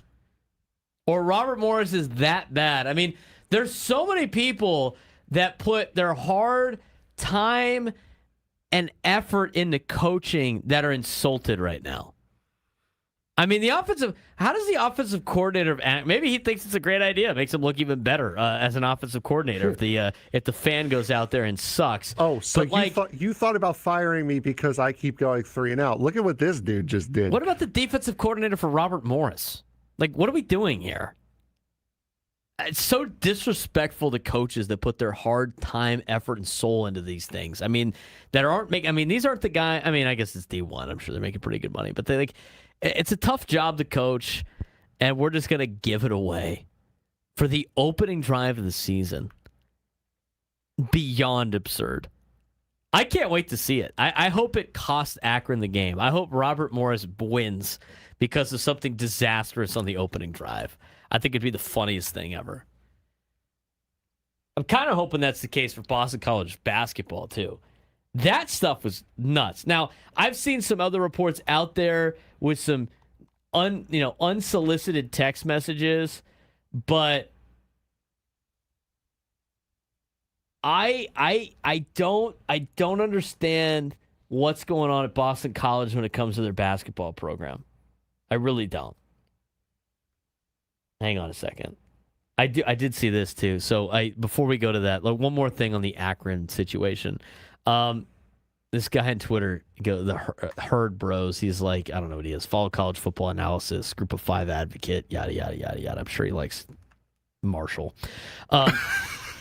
The guy's like it's like an avatar. And he's wearing like a green shirt, and his name's called Herd Bros. You kidding me? He's probably got to be a Marshall fan. He goes, I'm confused with Akron's primary objective now. Is it just fundraising? They will have tons of season tickets that are purchased and likely never used. You're almost guaranteeing a mass section of empty seats unless you could reach out to all contestant losers and ask them to donate their season tickets to local elementary school kids. That's true. That's 100% true. They're going to get the money for it. They're going to play in front of nobody for like the entire season. Yep. 100%. It's not like those people are going to be able to make any money back. It's $75 for a season ticket. They just want to get it's just fundraising at this point. There's so many flaws to this logic that Akron football came up with, but I guess that's why they're Akron football. All right. Do you have the story pulled up for the Boston College situation? I don't have the story pulled up. Awful Announcing had it. I thought it was kind of sickening to hear about this. And look, I think I got it now. Yeah, I got to pull it up on my side too. So there's also a response. There's also a reply from Boston College, which we should get to. Well, that response was so lame, dude. That was super lame. But essentially, like, and who knows? I mean, at this point, it sounds like the broadcasters went to an Awful Announcing to complain about this. And we have, there's a statement that we got to give out as well from Boston College. It's super vague. I have both up. And then there was there was the story about like what alleged text messages from the play-by-play guy and asking of like what the head coach currently should do or something like that. But you couldn't really verify that he actually said that. So there's a lot of moving parts to the story. But essentially, the main focal point of this story was Boston College is looking for 2 new broadcasters for their basketball games because of, as reported, the new head basketball coach of Boston College wants nobody around the program that was part of the losing ways of the program before he took over, which is the most asinine thing I've ever heard.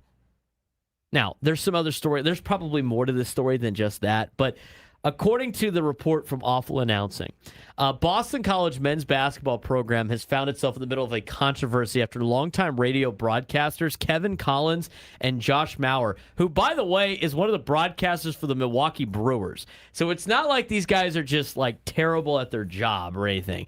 I mean, according to Collins, school administrators told the pair the decision originated with first-year head coach Luke Murray, who wanted a complete break from anything connected to the previous era of the program. Kevin Collins has spent 13 seasons broadcasting Boston College basketball and has worked under 3 head coaches and 5 athletic directors, while Maurer had been alongside him for the last 9 seasons. Both were informed just before August 1st. Meanwhile, the basketball season's like around the corner, but they were informed just before August 1st, leaving virtually no opportunity to secure another full-time broadcasting position for the upcoming season. Because the new head coach, Luke Murray, who's Bill Murray's son, who has been an assistant on Dan Hurley's staff at UConn, apparently, according to Kevin Collins, had never met with either broadcaster despite repeated attempts. Collins said both broadcasters tried throughout the spring and summer to introduce themselves. Requests of a phone call, meeting, or even a catered lunch with the coaching staff were denied and ignored. Collins says he was repeatedly assured by management that their jobs were safe until suddenly being informed otherwise.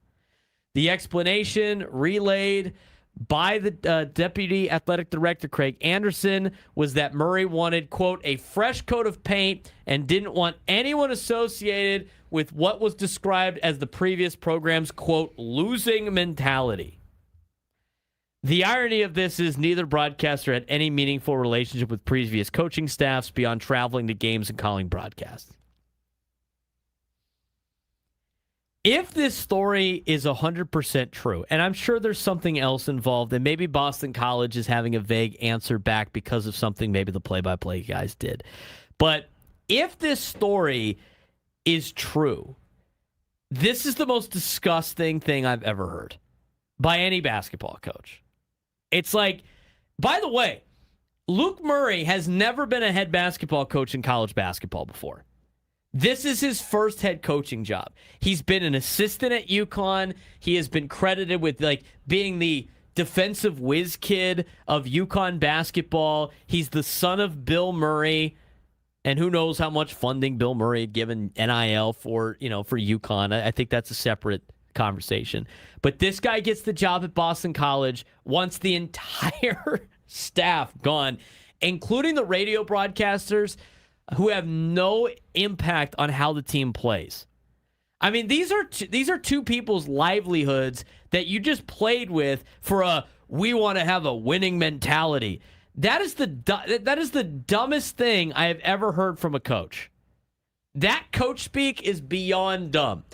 I hope that this story is not true, because to do this with two people that have been doing this job for 13 and 9 seasons, who have seen this team through multiple coaching staffs, it's like, hey, you know what? We don't want anybody involved. Are you firing everybody in the athletic department? I mean, shouldn't everybody in the athletic department go if that's like the mentality over there? By the way, the gall that Boston College is going to step up for like the people they have employed there? I mean, this is a joke. The statement from the Boston College athletic director, Blake James, said, quote, the decision to not renew the contracts of our men's basketball radio announcers was made by Boston College athletics administrators in consultation with our MMR partner. We wish both Kevin and Josh the best going forward. Then why didn't they do that in March? Why didn't they do that at the end of March when all of these jobs open up? If they knew the contract was going to expire, you decided to do it right before August 1st, where now you have, first of all, less of a chance to go find somebody that can do the job at probably this level. It is a power forward job. But the biggest frustration that Collins says in this interview, and his primary complaint, is that Murray they never had conversations with the basketball coach.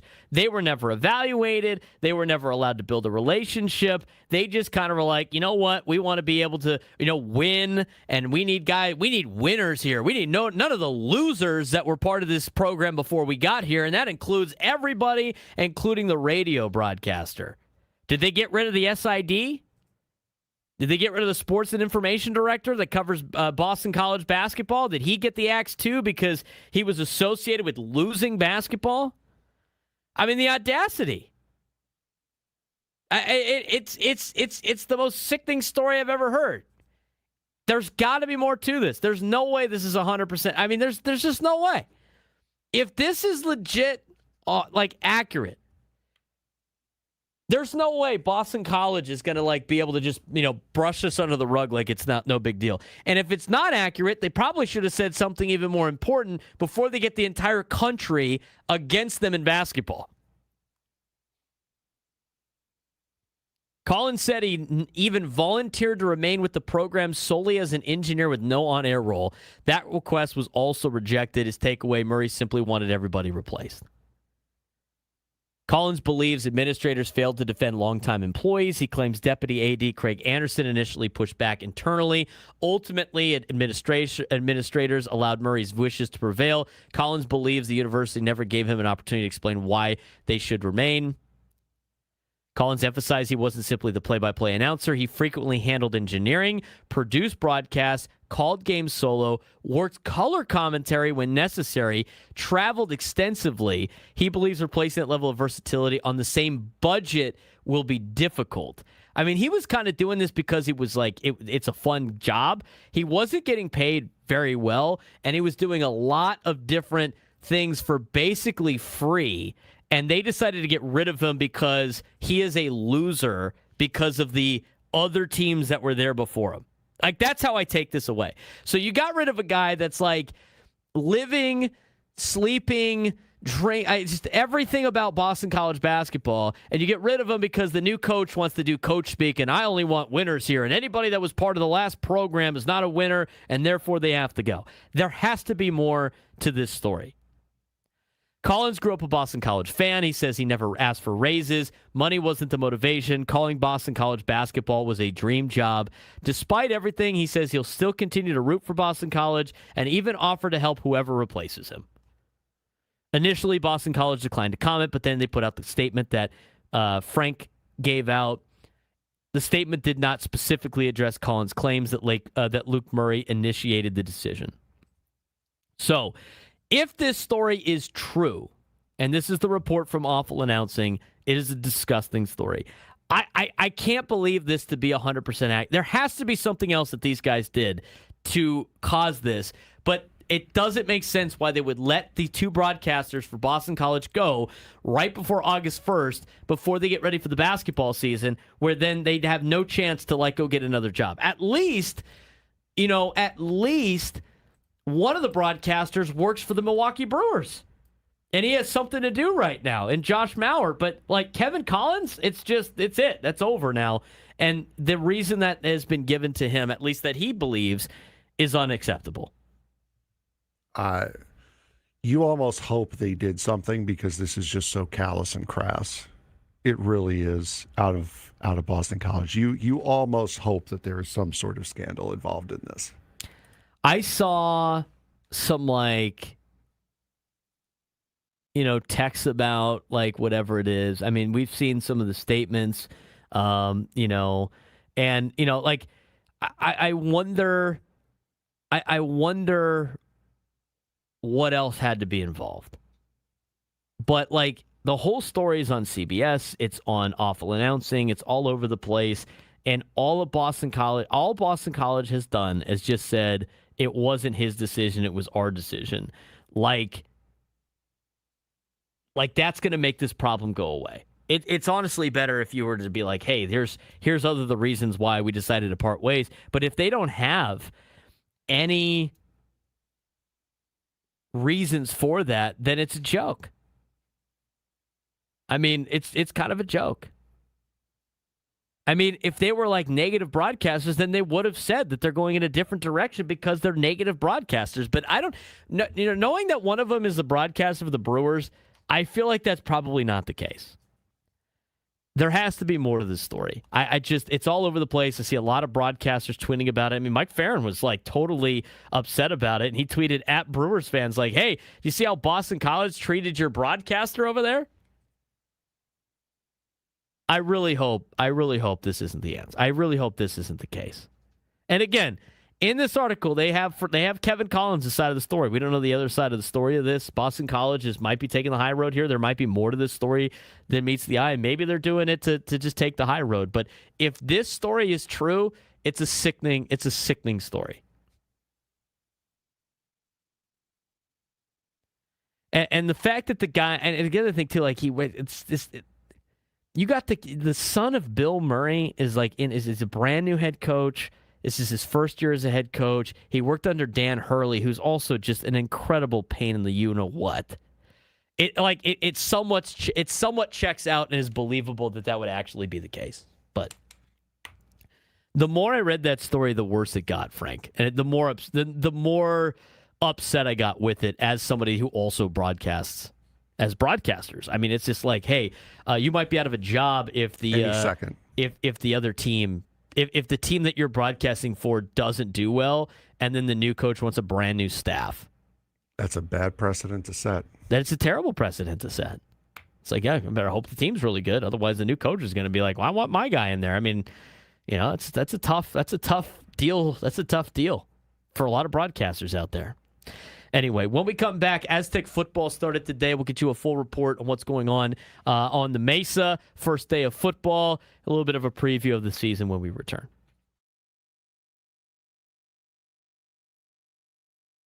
For the first time, the SEC and Big Ten are officially supporting federal legislation that could completely change college sports.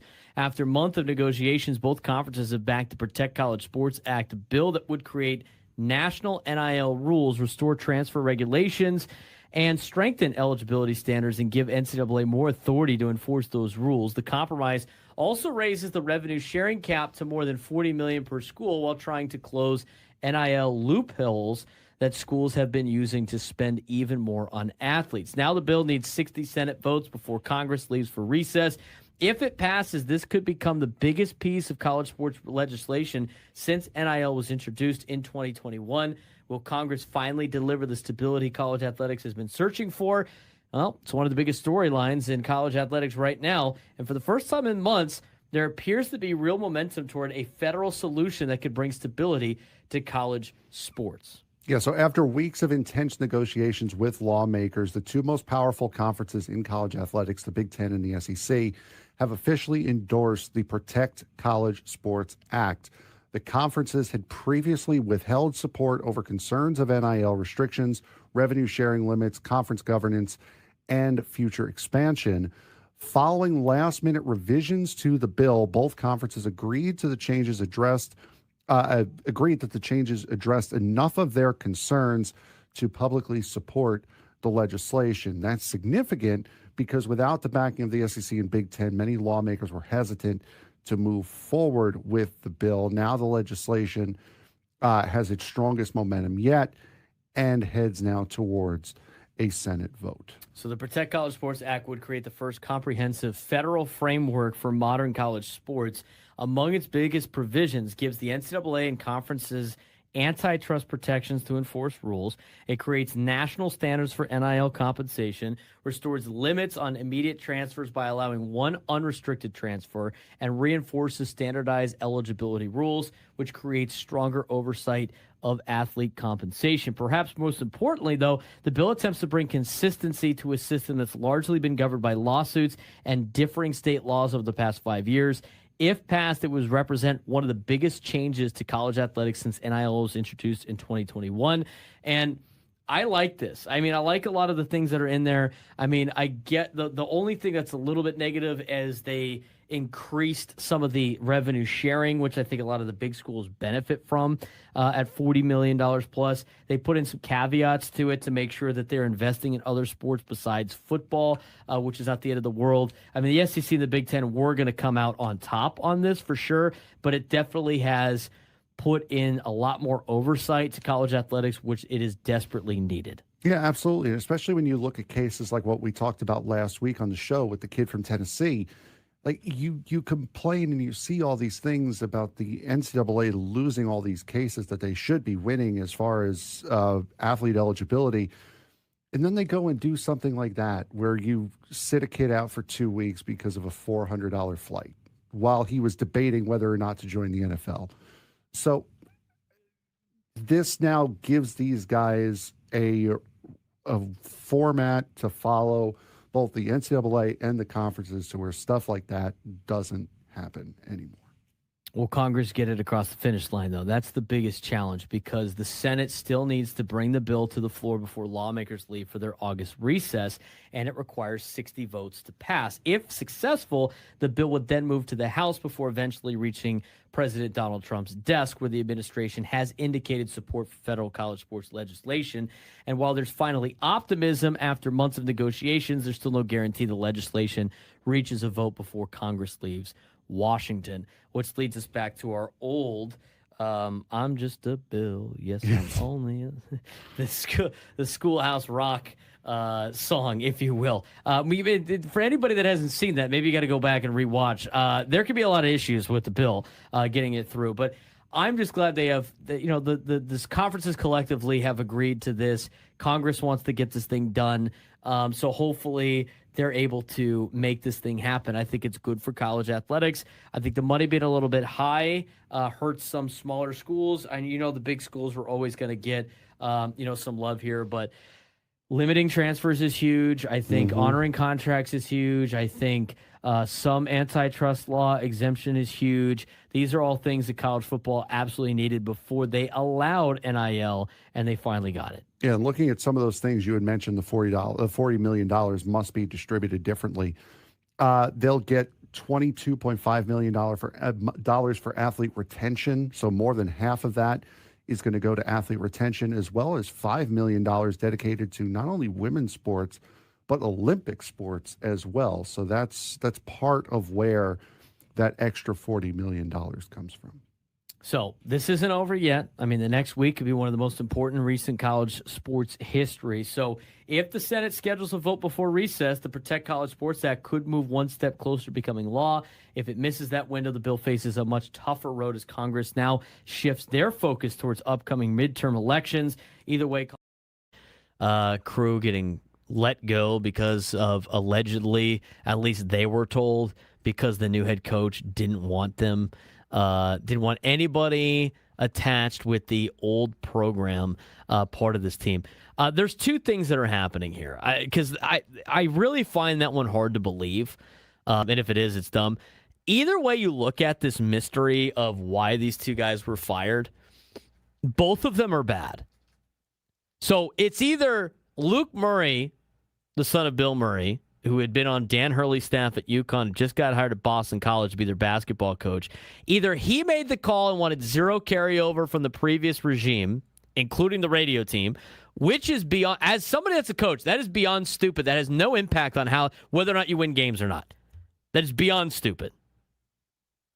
It's either that, which looks bad and is dumb, or this is an angle that we haven't looked at yet, that I didn't think about until I read it in The Athletic, and I was like kind of following up to make sure there was not any more details of the story. This is a good point.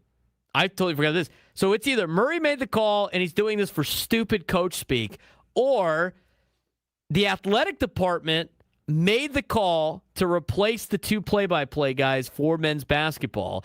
And then, because this is what the play-by-play guy, Kevin Collins, said he was told, so they either made the call and then falsely blamed the new head coach for the reason why they weren't getting their job back.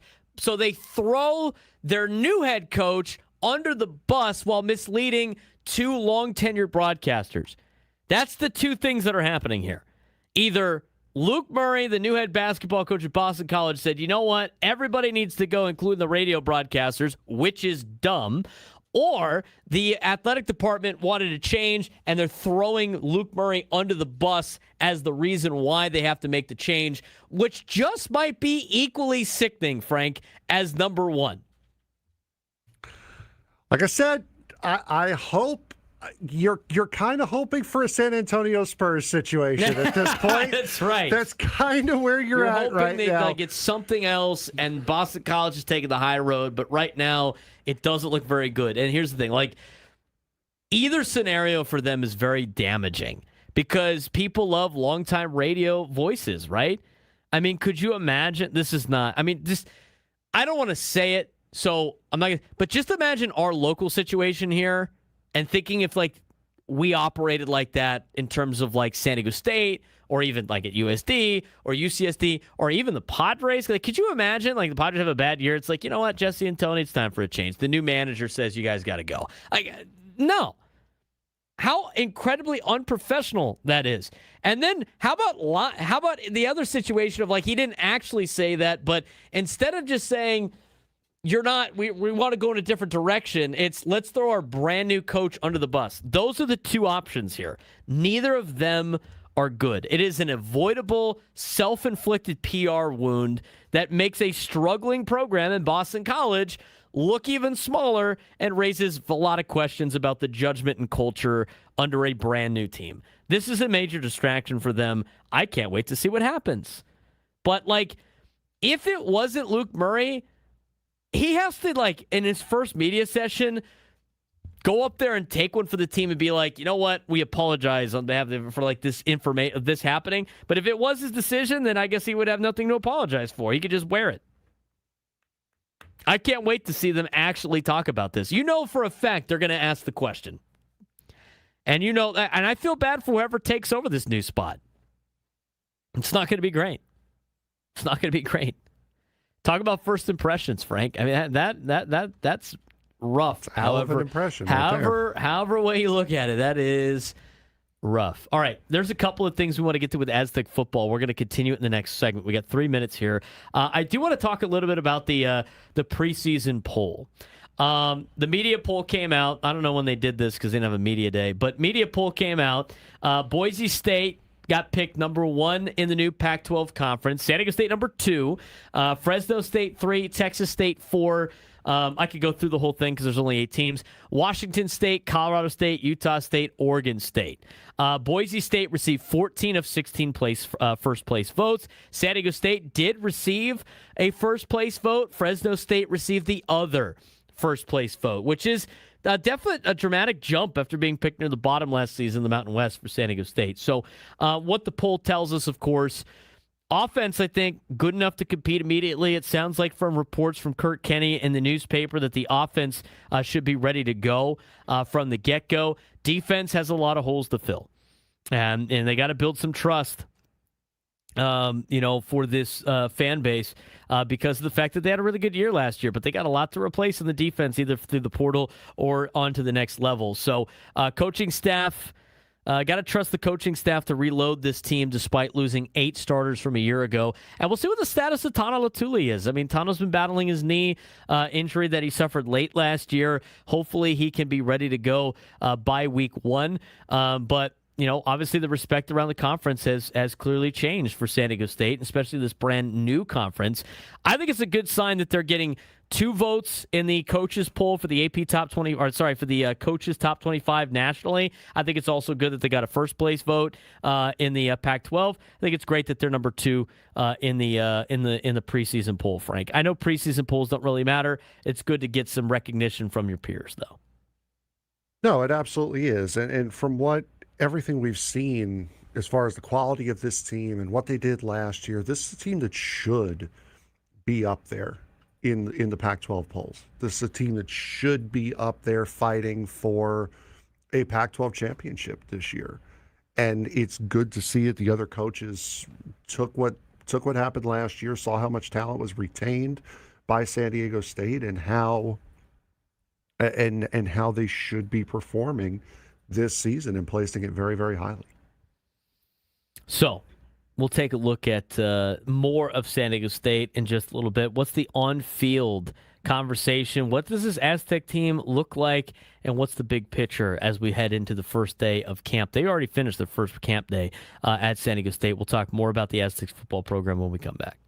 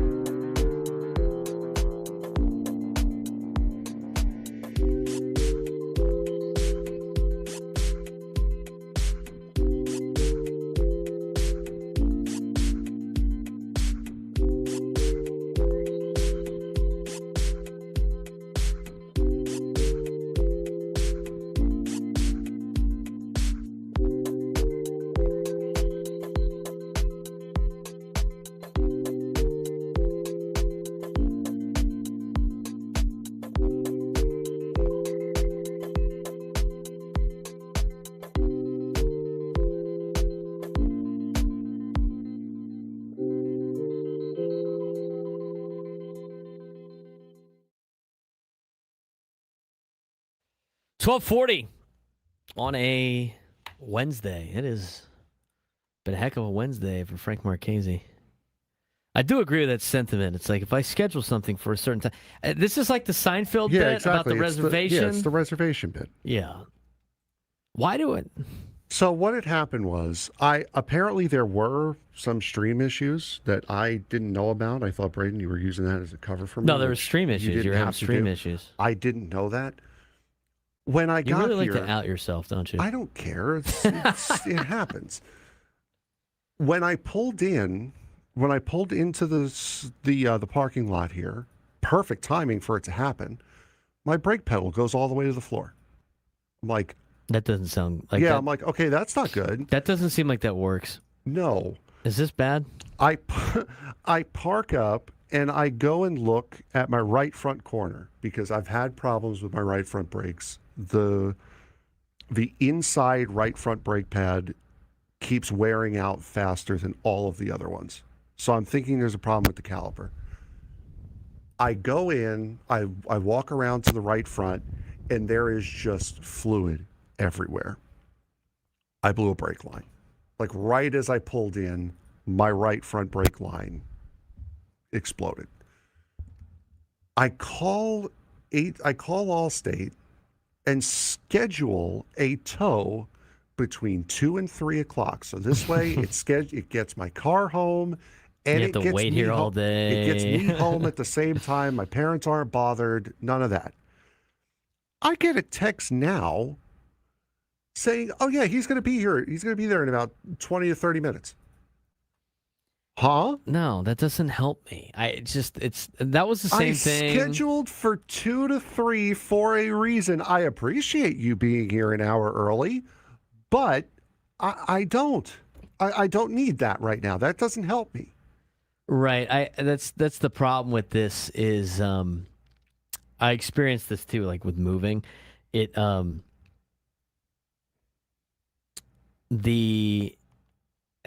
moving, it's like they're like, here are the times that we might show up. And so I had it where I was like, okay, this window makes sense, this window makes sense, this window makes sense. I'm not going to be here for this time. And I was like, all right, perfect. It's going to work out. I'm going to be there during the window. Most of the windows were overlapping each other. I was the first person on all the windows, and they all showed up before the window of when they were supposed to be there. It's like, what? Then what's the point of giving me the window? Just be like, at some point, I'm going to drop your stuff off, and that's going to be it.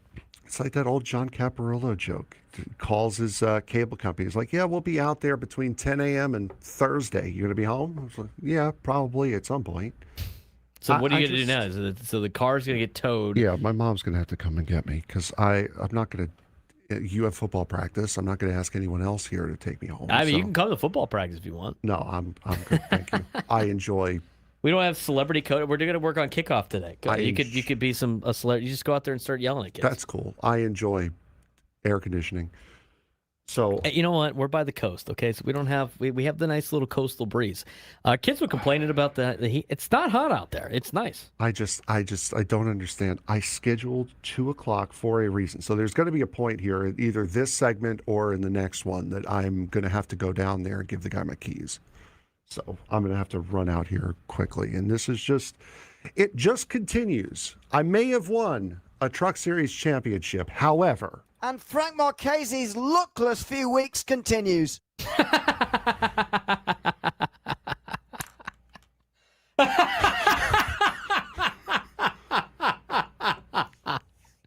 What a drop. Frank pulled the drop from the play-by-play guy of his online racing league talking about the woes that he has had racing. Mm-hmm. Oh, my God. I got to hear that one more time. And Frank Marchese's luckless few weeks continues.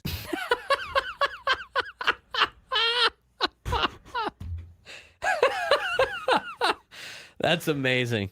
I feel like we're going to get a lot of good use out of that one. Yeah, you are.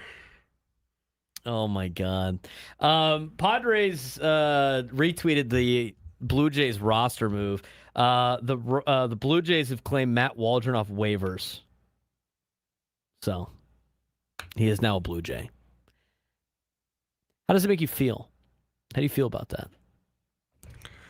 Is that more or less they have stressful / upsetting than blowing a brake line? They have experience with knuckleball pitchers. I mean, recent experience with knuckleball pitchers. They had R.A. Dickey in the organization. Are they going to get Josh Tolley to come out of retirement to catch him? You got to trade for Candiotti's kid from the Padres? I don't even think Candiotti's kid actually throws a knuckleball. I don't think he actually does. As we speak, Toronto just tied the game up with a 2-run homer, so it's 3-3 now between Toronto and Houston. The Dodgers getting their ass kicked. Yeah, it's been very, very fun these last couple days, especially watching the Yankees get railroaded on deadline day after their fan base was mad they didn't get a catcher and any bullpen arms. It's all right, man. They got the new Anthony Volpe. They got George Lombard Jr. Yeah, that's cool. And now to see the Dodgers getting just completely boat raced on a daily basis is quite nice. Not so fun seeing Pete Crow Armstrong hitting 2 home runs today. A couple days after he questioned the existence of Babe Ruth. He believes that guy never existed? Uh-huh. Let me ask you this. Do you think PCA thinks pandas are real or they're guys in suits? Have you heard that conspiracy? I mean... Have you heard that conspiracy? I think Joe Rogan talked about it one time. I saw it on the internet the other day. I was like, there's people that think that every panda is just people in suits. They're not actually animals because they weren't around. They're not in any like old artwork, whatever like that. And all of a sudden they just popped up out of nowhere. And then they act like children the whole time, that there's no way that they're real animals. That's like their belief. They think all pandas are fake. It's so fun. People just come up with the craziest stuff nowadays. Go Aztecs. Pete Crow Armstrong never watched The Sandlot then. There are some movies that for a sport should be a prerequisite to be able to get in.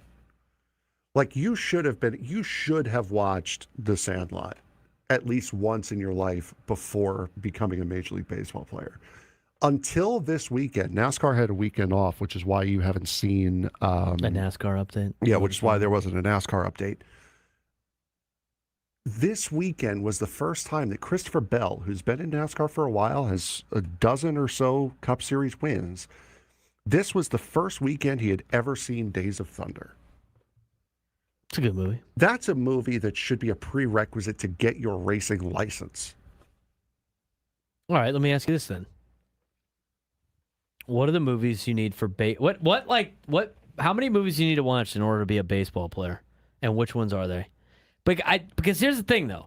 Like I said the same thing about The Sandlot. I couldn't believe on a previous show. Yeah, we know he's seen Little Big League. I feel like on a previous show that I've had, big time baseball guy had never seen The Sandlot. And I was like, what? And I'm like, oh, he's a little bit older. Okay. You know, The Sandlot came out, what, in like the 90s?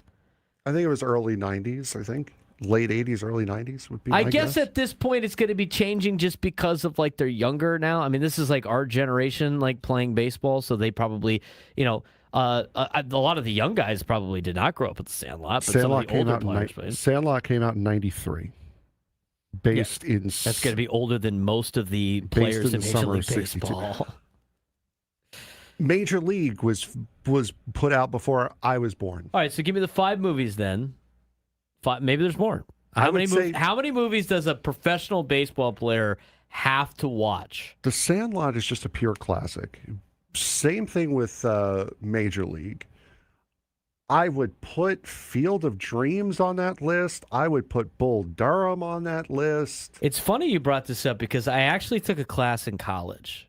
It was a major. It was part of my major, and it was an industry course. So we had like hands-on classes that were like teaching us how to actually produce a sporting event on TV. And then we had the boring industry classes that were like the history of broadcasting. And like, oh, yeah, did you know that this was the first ever thing ever broadcast? Yeah, I don't really care. And industry classes were always the hardest one to get. But they came up with an industry class that was baseball in the movies. And so every Wednesday, in our department, since we were like film, television, digital media, and sports broadcasting, we had like a theater as one of the classrooms. Every Wednesday, we would show up. It was Wednesday afternoon, like 3:00. It would be a 2.5-hour, 3-hour class, met once a week. You would literally talk about the movie you watched the week before, watch a new movie in baseball, and then talk about that movie in terms of like Americana and like all the connections in baseball. You can be romantic about baseball. And so like there was a list, and it was funny. There were some of the movies on there that I thought were going to be in that class. Where like Angels in the Outfield did not make the cut. Rookie of the Year did not make the cut. But like The Natural was there. Yeah. 61 was in that class. The Sandlot was in it. Field of Dreams was in it. They're here. Cobb was good. Well, I guess you have the heart out. That makes it a little bit easier. Yeah, I do. I could preset that. They're here. That's fun. Sorry it took longer than expected. They're here. You're an hour early. What do you mean it took longer than expected? By the way, this is now affecting my day. Okay, like this whole thing is now affecting my day. I just got to hand them my key.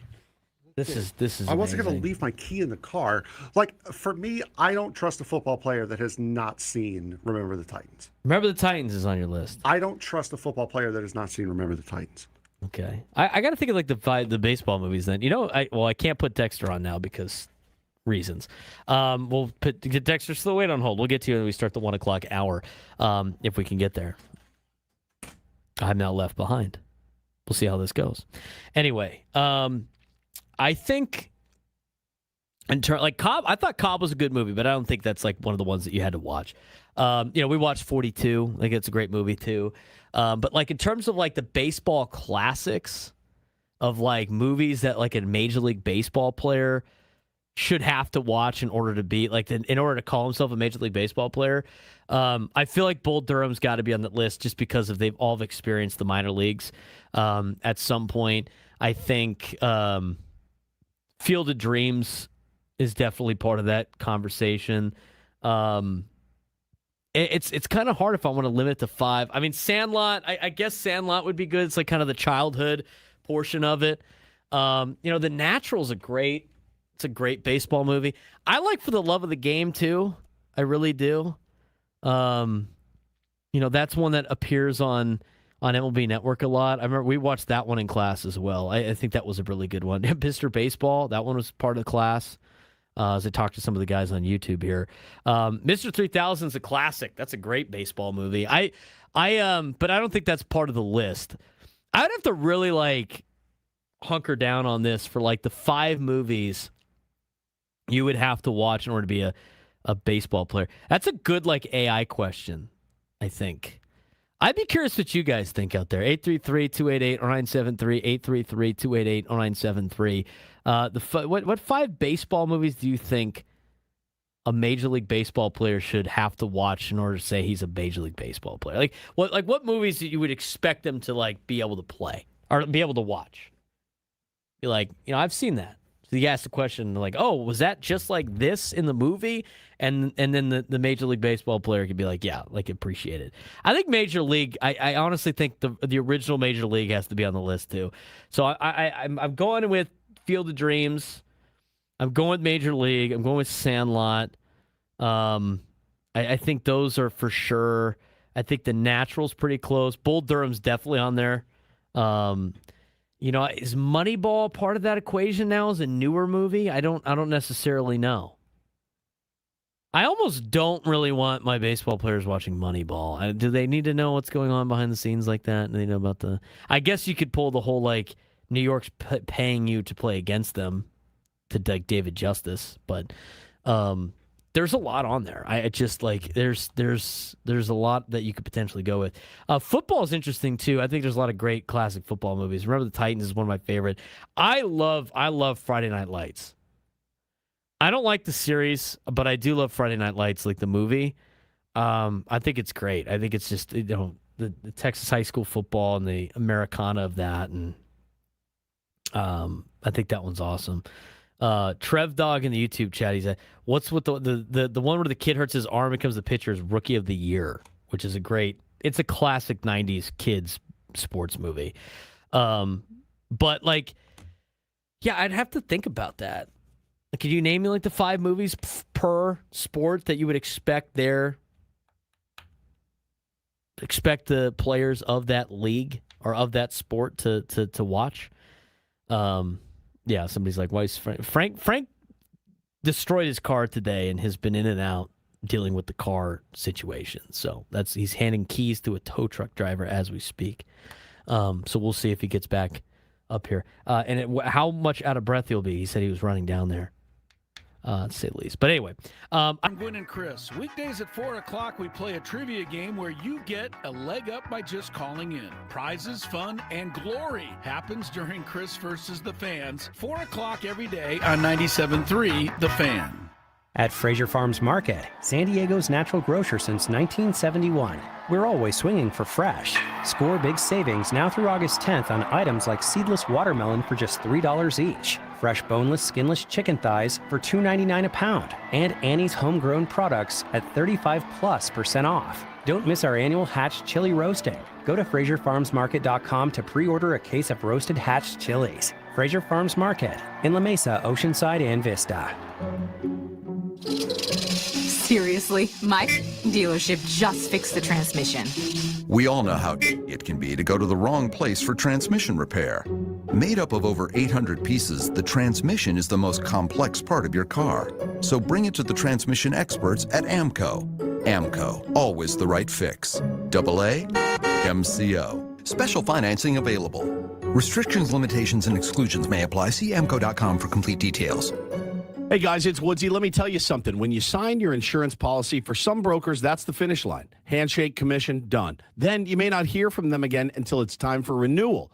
Your business runs all year, and so do the gaps and the risk. That's why I'm introducing SuperSure. If your company has more than 25 employees, whether you're the owner, CFO, or HR manager, it can be too complex to just buy a policy online. SuperSure is the super agency built for you, licensed in every state for your business insurance and employee benefits, all with year-round support for you and your team. At supersure.com, you can access tools like Fine Print Facts, which translates your current policy into plain English so you see what's covered and what's not, plus a business value calculator so you can estimate what your business is worth so you know what actually needs protecting. Go to supersure.com, one super agency, one powerful platform, all your policies in one place. Go to supersure.com. That's supersure.com. Paid for by Supersure Insurance Agency, LLC, a licensed insurance agency. Now that baseball season is in full swing, get ready for Major League winning when you join the most generous Players Club in Southern California at Valley View Casino and Hotel. Join and receive over $200 in free instant offers to enjoy at San Diego's favorite casino. Signing up for the Players Club is always quick, easy, and free. So visit valleyviewcasino.com to learn more today. Sid's Carpet Barn is San Diego's undisputed floor covering leader. At Sid's, you'll always find a huge selection of high-end flooring along with top-quality, budget-friendly options, too, at the lowest prices in town. Visit Sid's or sidscarpet.com. Sid's Carpet Barn. Come on down. Yeah! For over 70 years, Sid's Carpet Barn has been San Diego's undisputed flooring leader. At Sid's, you'll find a huge selection of premium high-end flooring, along with durable, top-quality, budget-friendly options, too, at the lowest prices in town. Visit Sid's or sidscarpet.com. Sid's Carpet Barn. Come on down. Yeah! This is the story of the one who keeps multiple buildings running smoothly day after day. Plumbing that flows, HVAC that hums, cleaning supplies that keep surfaces sparkling. That's why she counts on Grainger. With easy reordering online and 24/7 support, Grainger helps her keep the products she needs on hand. So shelves stay stocked and buildings stay ready. Call 1-800-GRAINGER, click Grainger.com, or just stop by. Grainger, for the ones who get it done. Skechers elite athlete OG Anunoby has been making history on the basketball court. Anunoby tips it in. Unbelievable. What a shot. He's been balling out in Skechers high-performance basketball sneakers, and the world is noticed. But how does OG train off the court to keep in peak physical condition? Hands-free Skechers Slip-ins Aeroburst. They help prepare OG for the physical demands of playing at a championship level. Get your pair of Aeroburst for only $165 at a Skechers store, Skechers.com, or wherever high-performance running shoes are sold. Padres Diamondbacks today. Gonna go! Gavin Sheets gets it done! Pre-game 5:40. First pitch 6:40. The Padres play here on 97.3 The Fan. KWFN and KWFN HD1 San Diego. This is Jeremiah Estrada for the San Diego Padres. Estrada strikes out this side. The Padres play here on San Diego's #1 sports station, 97.3 The Fan. An Odyssey sports station. As you can see here on social media. But I do want to get back to our little bit of our conversation with the movies. I think it's an interesting topic, to say the least. And I do want to get to the phones because I know somebody's going to have an opinion on this. But the question was posed as we went to break, and we're going to get into Aztec football here in a second. I'll talk about Aztec football. I think San Diego State football is going to be in a pretty good spot this year. But the question was posed during the break. It was about what movies need to be shown to like professional athletes of that sport. Like what movies should they have to have seen in order to be a pro? Obviously, that would be a dumb prerequisite for like an actual pro. Like if he's really good at baseball, right? Like he's not going to not make the team because he's never seen The Sandlot, whatever. But I think it's an interesting topic. I do want to get to the phones on this, 833-288-0973, 833-288-0973, and then we're going to get into Aztec football here in a second. Let's get out to Dexter in Spring Valley. Dexter, what's going on? You got a thought on this? Yeah, actually I do. If you're a Padre, then you have to watch, as cheesy as it is, the 1975 TV movie, The Kid from Left Field, because it's about the Padres. So, I mean, you know, if you're a true Padres fan, they're wearing the brown and gold in that movie, and they do. I mean, you know, it's a Hollywood movie, so guess what happens? Yeah, the Padres win the World Series, but still, if you're a true Padre fan, you get to hear Jerry Coleman do all the calls. So, I mean, what better movie for a Padre fan? Now, if you're, you know, I wish Frank were here. But if right there, right now. But if you're a NASCAR fan, before Ricky Bobby, there was Stroker Ace, and that Burt Reynolds interacting with all of the at that time NASCAR drivers that were current at that time, and that was the first movie that actually had what they called the Aerobird, the Ford Thunderbird. That was like considered illegal because it's super aerodynamic and it was killing everybody. So. There's that. And Mr. Baseball, Tom Selleck, that's good if you're into Japanese baseball. It's a little inaccurate, but still. And then hockey, you can go The Miracle or Slapshot. And then if you're a big fan of the Savannah Bananas, there's Bingo Long and his Traveling All-Stars, Barnstorming Baseball. And finally, NFL. It's a movie that you can see on streaming. I've seen it on YouTube a few times. It's a cable movie called Second String, and it's about the Buffalo Bills, and they win the Super Bowl finally in that movie. But it's a comedy, so obviously you get it. You're laughing, but it's how they win the Super Bowl that's pretty amazing. And actual Charger quarterback Doug Flutie makes a cameo in the movie because it was shot just before he signed his free agent deal with the Chargers, so he was still with Buffalo at the time. So those are just a handful, and I could go on and on and on, but those are just some of the basic ones. But like I said, Kid from Left Field, Gary Coleman. If you're a Padres fan, you have to watch that movie. You can't be a Padre fan if you've never seen that movie. As cheesy as it is, if you're a Padre fan, you have to have seen that movie. Well, Dexter, I appreciate the phone call, man. Thanks again. Go Aztecs. I agree with Go Aztecs in the YouTube chat. He draws the foul. He gets a foul for all the D-list movies that he listed. But you know what? It's creative. Yeah, I mean, he's thinking outside the box on a lot of the movies that he threw out there. Football, I think, for me was, God, the problem with this is like then you start to, you blank, as a lot of people do when they call into the show when they play the game.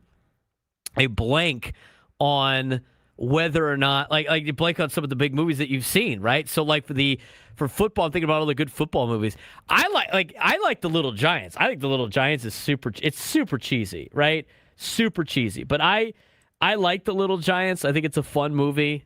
I don't necessarily think anybody that is in the National Football League has seen The Little Giants or wants to watch it. I think Remember the Titans is a great one. I love Friday Night Lights. I think that's a great one, too. In terms of the baseball, I already said, I think you have to watch Bull Durham. I think you have to watch Major League. I think you have to watch Field of Dreams, The Natural, and The Sandlot. I mean, those are the top 5 that I got. There's other baseball movies I like. I really liked Cobb. I thought that was good.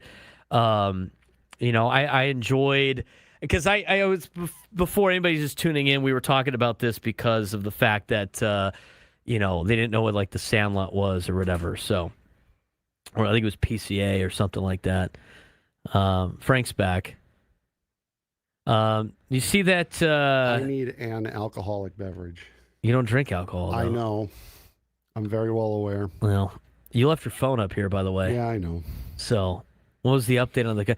Like, as soon as you left, they were calling like 1,500 times, and I'm like, the guy forgot his phone up here. Yeah, no. In order to handle this. It took a second to find him, but I found him, and car's getting put on a flatbed as we speak. All right. Well, I'm glad you got that all sorted out. An hour before it should be. All right. Cool. With that, let's change seats. So I'll keep talking until you get over here, and then we'll flip it back over. But you missed the D-list celebrity D-list movie that Dexter put out. Dexter had a lot of D-list movies on there, Frank. So no one's like no. Yeah, no, exactly. No one's surprised. Everyone knows that Dexter is our king of obscure commentary. Did he? Did we have to foul him today? I gave him a foul. Yeah. Okay. Good. We talked. All right. So I gave my 5 movies for baseball. It was. I think you have to watch Major League, Bull Durham, The Natural, Sandlot, and Field of Dreams. I think are my 5. Yeah, that would be. I think that would be. I think there's other good movies too. Like Clay of the South Bay mentioned The Pride of the Yankees. I have seen that. That was good. I think 61 is good. I think 42 is good. I think Cobb has done very well. I think For the Love of the Game is done. I think baseball specifically, there's a lot of great movies that you can watch. The best football movies, I really like. I think Remember the Titans is up there. I really like Friday Night Lights. I thought We Are Marshall was really good when that one came out. There's some I haven't seen yet. Any Given Sunday is okay. Rudy is okay. In my opinion, Jerry Maguire is okay. Rudy's fine until you realize that most of the story is bogus and like the guy wasn't really the greatest of people. I never saw Brian's Song because everybody says how sad it is, so I haven't watched it. Same reason why I can't watch Radio. Radio was cool. I can't watch Radio. Oh, I did see 8 Man Out. That was good. Invincible. That one just popped up on. I have to search down the movies so I can remind myself. I really liked Mark Wahlberg in Invincible. Gridiron Gang wasn't bad. That's the Longest Yard's really funny, but I don't think you need to necessarily watch that. No, that's not. I've never heard of North Dallas 40. I mentioned The Little Giants. I think The Little Giants was. Yeah, Little Giants is good. Was good. I saw Undefeated in class. They showed us that movie. It was like a documentary about the Manassas Tigers, but I don't think they won any of the game. I think they won half their games. It was a very inspirational movie, but it wasn't for me. Talked about The Longest Yard. I've never seen All the Right Moves. I've never seen the 1936 production Pigskin Parade, which was the 15th best on this list that they put out. I mentioned We Are Marshall. It's good. I like The Express. I thought The Express was good. I don't think it's in the list in our particular category here, but The Express was good. You remember The Express? I did not. The Ernie Davis story. He was the first black player to play college football, or one of for Syracuse. It was a very inspirational movie. I thought that one was really good.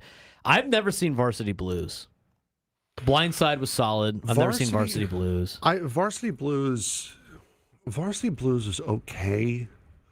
It's not really the greatest of movies. It's about a coach running his kids into the ground effectively until they finally revolt on him, which is, is what it is. But I never saw Draft Day, but I appreciate the concept. I feel like it's probably frustrating to watch, but I don't know. I'm not giving it the good credit.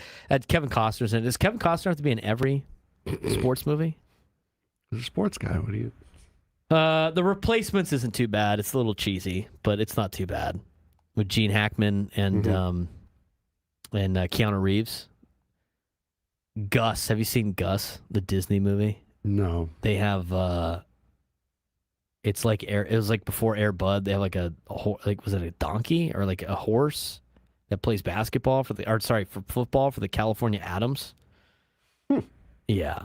Yeah, no, it's a mule. They recruited a Yugoslavian mule with an incredible leg. He was like their kicker. That sounds cheesy. I love The Little Giants though, with Rick Moranis and Ed O'Neill. Yeah, that's a great movie. I think none of my kids that I coach have any idea what The Little Giants are. They'd probably think it's stupid now as teenagers, but like that's a great childhood football movie, The Little Giants. I love it. The game plan, no, that was lame. The program I never saw either with James Can. Never seen Wildcats. The Waterboy's funny. That's not really a football movie. That's just kind of a crazy stuff. But that's some of the top 30 football movies. I think we're on agreement about the baseball ones. Yes, we are. You know, I like the. I think those 5 are good, and that's not. We watched the League of Their Own in that class. It was good. So. There's a lot of and I think a lot of people were putting movies out there. The Benchwarmers, Rod threw out there. Yes, again, it's a funny one. Benchwarmers was good. I guess it's funny. We took a quick break from the sports talk, all right? So if people freak out. It's so funny, like, when people want to program our show. It's like, all right, man. This is fun. We're doing this for fun. It's fun. Have fun with us. You can have fun, guys. It's okay. It's okay to have fun every once in a while. Guys love when other shows have fun, but apparently we have to stick to sports. They're sports movies. What's the problem? And this all started because Pete Crow Armstrong, who has 2 home runs today, said that Babe Ruth was a myth. Never exists. I guess. Well, you know what? You can watch The Pride of the Yankees. He's actually in that movie. He's in the movie. Did you see the Brisk commercial that he did in '98? Can't remember. I can't say I did. Brisk iced tea. I was 3. All right, Aztecs opened up camp. For the next couple of minutes, let's talk about Aztec football, and then we're going to dive into our NFL report, and then we'll get to Padres baseball to finish up the 1 o'clock hour. Aztecs opens preseason camp Wednesday, significant higher expectations than just a year ago. They bounced back from a disastrous 3-9 season in 2024 to finish 9-4 in 2025. Aztecs enter year 3 under Sean Lewis as one of the favorites in the new look Pac-12. I think the optimism is real, but so are a lot of the questions. The offense returns most of its key pieces back. Quarterback Jaden Denigle's back. Star running back Lucky Sutton is back. The defense, however, needs to replace 8 starters from one of the nation's best units, meaning nearly half of the starting lineup remains unsettled entering camp. This next month's going to determine whether San Diego State is a good team again or are they a legitimate conference championship contender. I think the fact that they got picked second in the conference puts them in a conference championship contending position. And the offense should be way ahead of the defense because of the fact that they got a lot of key pieces back. And they got 3 starting receivers back. Lucky Sutton is back.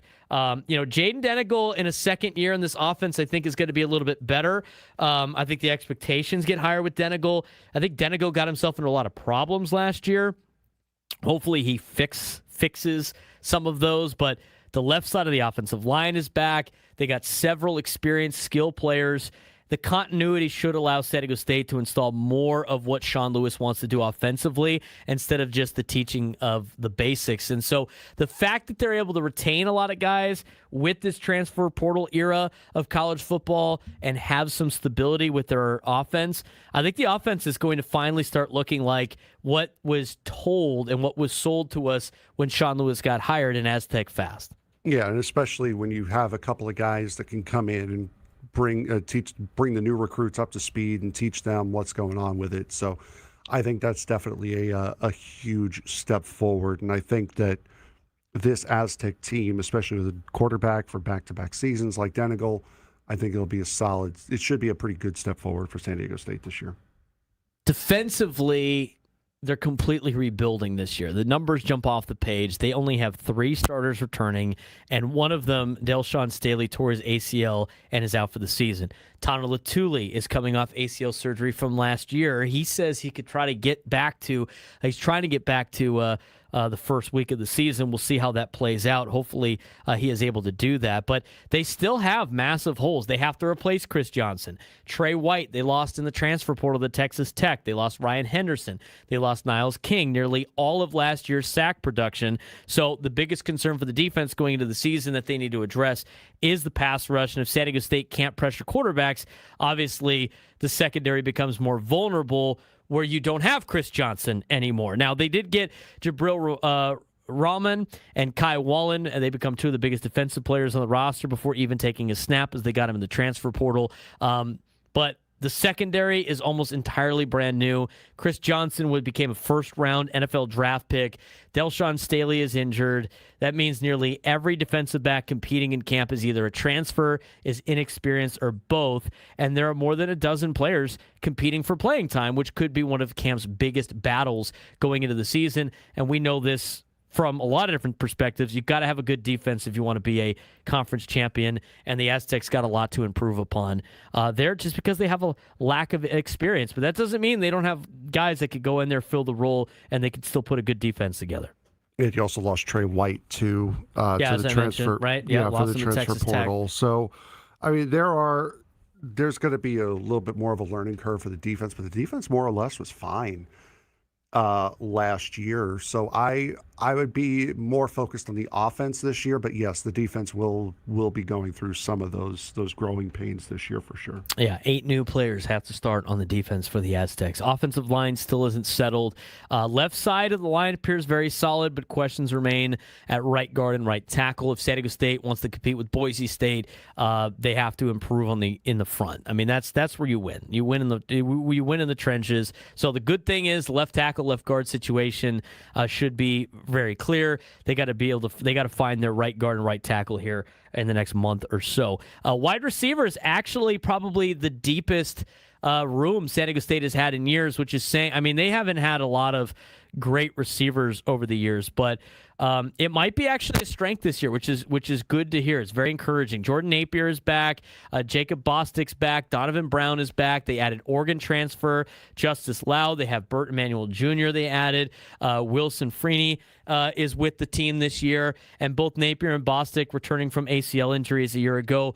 It could hamper them a little bit, but let's see how this receiving core, because the receiving core to me has been the biggest problem with this offense for a long time now, even before Sean Lewis. So the fact that they got a lot deeper at receiver, I think, is huge for this offense. And hopefully this is an offense that's scoring points at will and they're moving the ball up and down the field. Depth, and especially guys who are retained as well. So guys that know the offensive system as far as Napier and Bostic are concerned. Cianfrini's speedster. He's going to be a guy who's going to fill up a role, I'm sure, either this year or the upcoming years if he decides to stay.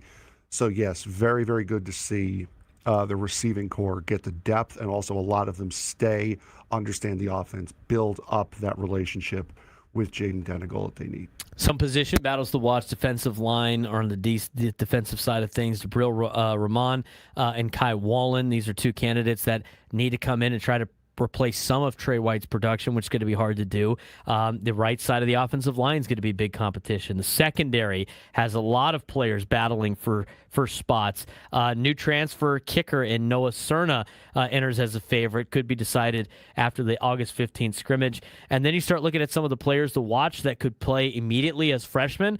Harlem Nellam, Jarvis Williams on the right side of the offensive line, Deshaun Davis, wide receiver, Dominic Culho as an edge rusher. Sean Lewis has already hinted that these aren't typical freshmen. So with some of the freshmen coming back, with some of the with some new freshmen ready to step up, with some of the players coming back, some new transfers in the portal, I'm excited to watch to see what San Diego State puts together. And you got a couple of players now playing under the most pressure. Jaden Denigal, obviously, after last season, he was efficient. He won games, but the expectations changed a little bit, and he needs to play just a little bit better than he did last year. Lucky Sutton's coming off 1,297 rushing yards and 10 touchdowns. He was named the preseason Pac-12 Offensive Player of the Year runner-up. And so now he's one of the faces of not only this team, but this conference. And the Aztecs come in at number 2 in the preseason poll. So obviously with that comes a little bit more expectation for Sean Lewis. But we'll keep you updated as camp goes. They started camp today. We'll talk Aztec football throughout this month of August as they get ready for Portland State. Coming back, when we come back, we'll let you know what's going on in the NFL. We've got a training camp here in San Diego right now with the Chargers, but also what else is going on in the National Football League. We'll get to our NFL training camp report when we return.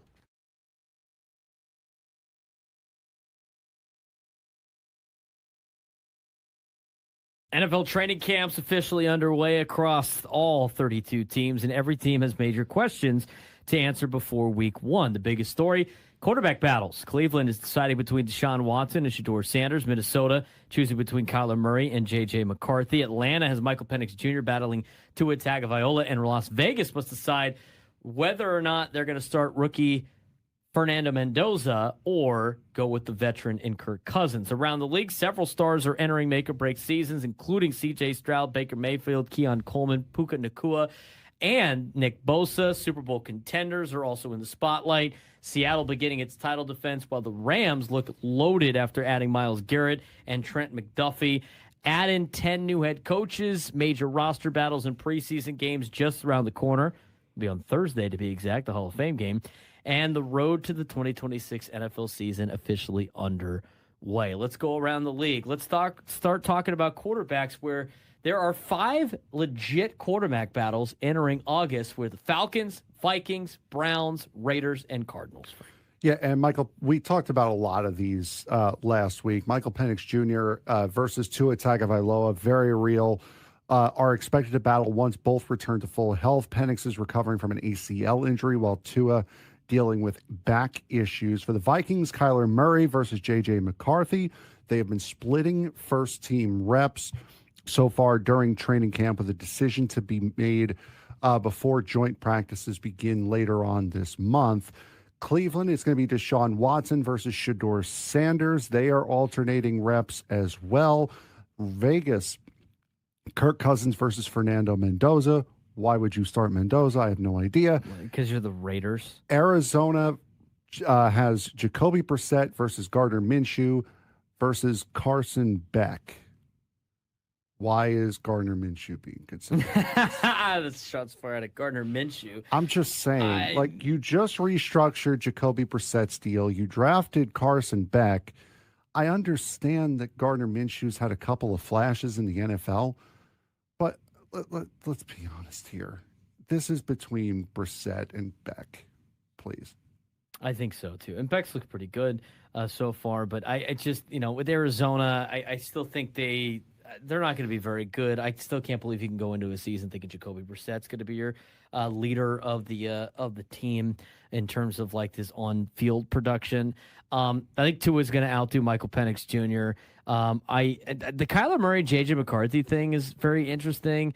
Even if you go with Kyler Murray, is he going to make it through the whole season? Has he been able to make it through the whole season? He makes a lot of mistakes too. And how about J.J. McCarthy already? I mean, I know he hurt himself for the first year that got watched. He didn't look very good last year, and I just don't know, if he's got what it takes to be that everyday guy in Minnesota. I mean, this is make or break for them. Cleveland, Deshaun Watson, Shedeur Sanders. That's kind of a rock and a hard place for the Browns. I look at this, and even though we have legit quarterback battles, Frank, a lot of these options aren't very good, across the board. It's not like you have 2 really good quarterbacks battling out for a spot. I mean, you got 2 very average at best quarterbacks for everyone. The only one that's not is the Raiders' dilemma, but you don't want to get your rookie guy killed. No, absolutely not. That makes absolutely no sense. There are several quarterbacks that are also entering make-or-break seasons. C.J. Stroud, Daniel Jones, Geno Smith, Jaden Daniels. How about Baker Mayfield being disrespected? He didn't get a contract extension. Come on, man. I mean, you've been on so many different teams. You're not at that level. And he's played some pretty good quarterback in the NFL. He's been he has lasted a lot longer in the NFL than I thought he was going to. Same. But every time you think he makes a step in the right direction, he takes another step backwards in terms of like being likable, if you will. There's a lot of players that have everything on the line in this training camp. We talked about Michael Penix Jr. already, Shedeur Sanders, obviously, but a couple of players that are not quarterbacks. Keon Coleman, he admitted himself this is a make or break year for him in Buffalo. Roma Dunze, after a struggling year last year with the Bears, where they have a lot of other weapons that they could go to. I mean, he's looking to bounce back after injuries and inconsistency, trying to improve his production. Rashee Rice, he needs both production and improved off-field decisions entering free agency. And then you got a couple other players that are near the elite level, like Puka Nacua. Can he match his elite ability with his, can he match his maturity with his elite ability? Nick Bosa is returning from an injury for the Niners. They have a lot of guys that are make or break with some injury news. And then Baker Mayfield, playing for what could become one of the NFL's biggest quarterback contracts, but a guy that I don't necessarily know if he's going to get said quarterback contract. Yeah, there's a lot of position battles as well across the league. A lot of teams that have big issues that they're trying to figure out. For the Browns, Vikings, and Falcons, again, quarterback. Bills, left guard, protecting Josh Allen. That is one of their biggest things that they have to figure out in this training camp. The Chiefs have multiple starting cornerback spots that they need to fill. Cowboys, left tackle. Eagles are looking for a starting safety. Cardinals have a crowded running back room. Rams have don't have a backup quarterback behind Matthew $1 for an Akron football season ticket.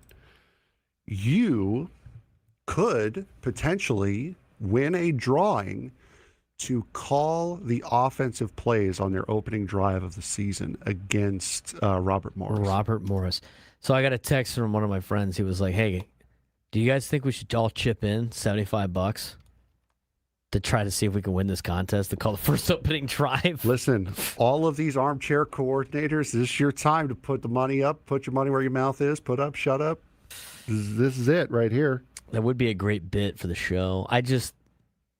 You would have to fly to Akron though to do it. So, do you think Adam would expense that? Is going to Akron worth it? We do have flying to Ohio worth it. We do have an update for the Padres. I don't know if you saw this yet. From 2 minutes ago, Robbie Ray is officially on the roster. Who did they take off? Germán Márquez. That doesn't surprise me after last night. No, after last night, no, it does not. So Robbie Ray is officially on the 26-man roster, and Germán Márquez has been DFA'd. Which is interesting because of, like, the Canning situation. Like, they still thought that, like, Griffin Canning was going to help them a little bit more than Márquez. Márquez has been, like, up and down all year, though. I mean, like, it's not totally crazy, like, if you just look at that move in a vacuum. But what? Not a great Annie just posted a GoFundMe for Alec Jacob. Oh, no, that's terrible. Their family lost their home in the Old Trails fire in Spokane. That's terrible. So go to, if you guys want to donate to help out Alec Jacob's family, Annie sent the GoFundMe link on her page. So, yeah, that's terrible. Yeah. The Padres, all right, so they added Robbie Ray, who's going to wear number 38, to the 26-man roster and designated Germán Márquez for assignment. I guess, Canning had been, like, I mean, if Canning gave it up last night, having a 5-run lead in the 9th inning, I think he would have been in a really bad place at that point. I mean, even last night he couldn't have messed that up.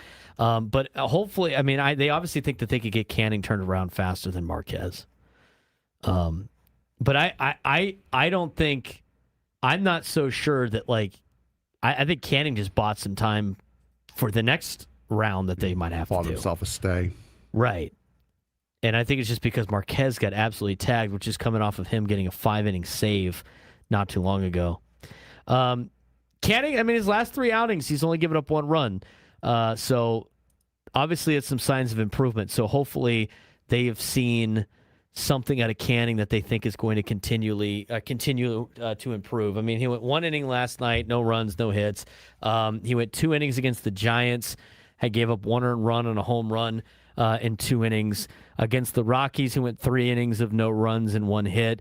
But before that, that was just, well, it's been his season, so I don't really need to say anything more to that. But I think last night kind of did Márquez in. I think that was probably his last-ditch effort, if you will.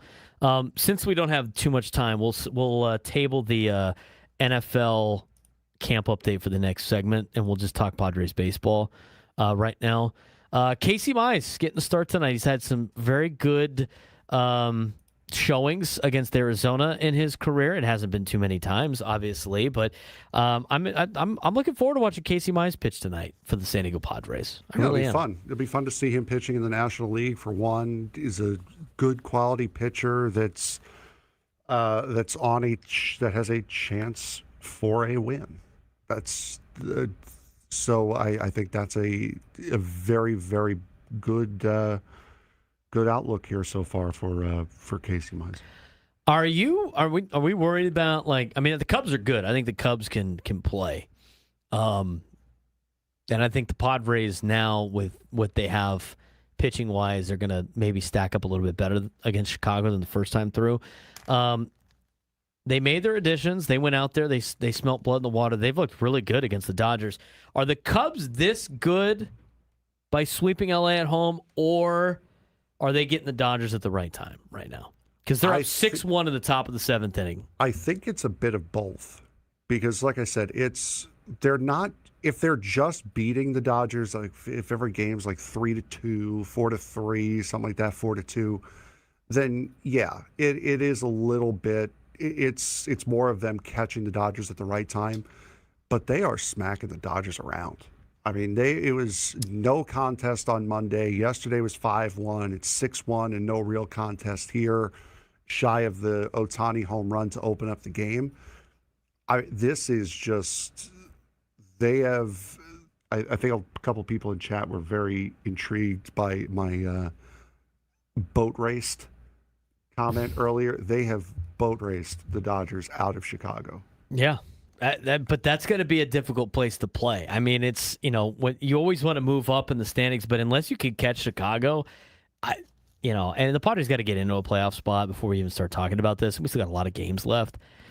I mean, if you snuck, like, let's say at the end of today, if the Padres win today, they are in the last wild card spot if the season ended, right? So if the season ended tonight, after the Padres game and the Padres win, they're in the playoffs, because at that point they would then, because they're even with the Diamondbacks on the season right now, at that point they would have the season series on the Diamondbacks, even though they would be tied. They'd have the final wild card spot, which means they would be going to Atlanta. I'd almost rather go to Atlanta than go to Chicago at this point. 100%. I mean, granted, okay, I'll say this. I want to be in the playoffs. That's like first and foremost. But if you're starting to like pick your path, which, the team shouldn't worry about nor care about, but as broadcasters and people that talk about sports for a living, it's a fun conversation. It's a fun conversation to have in terms of strategy. But like, if the Padres got the 6th seed, they would line up with Atlanta, and then the winner would play the 1 seed, which is Milwaukee. Atlanta-Milwaukee is a lot better than having to deal with Chicago and L.A. Kind of let the Phillies deal with Chicago and L.A. Is that wrong to say that? I feel like that's probably the better path for success if you're the Padres. And the Brewers are good, but they didn't do anything at the deadline, and I think the Padres, made themselves better.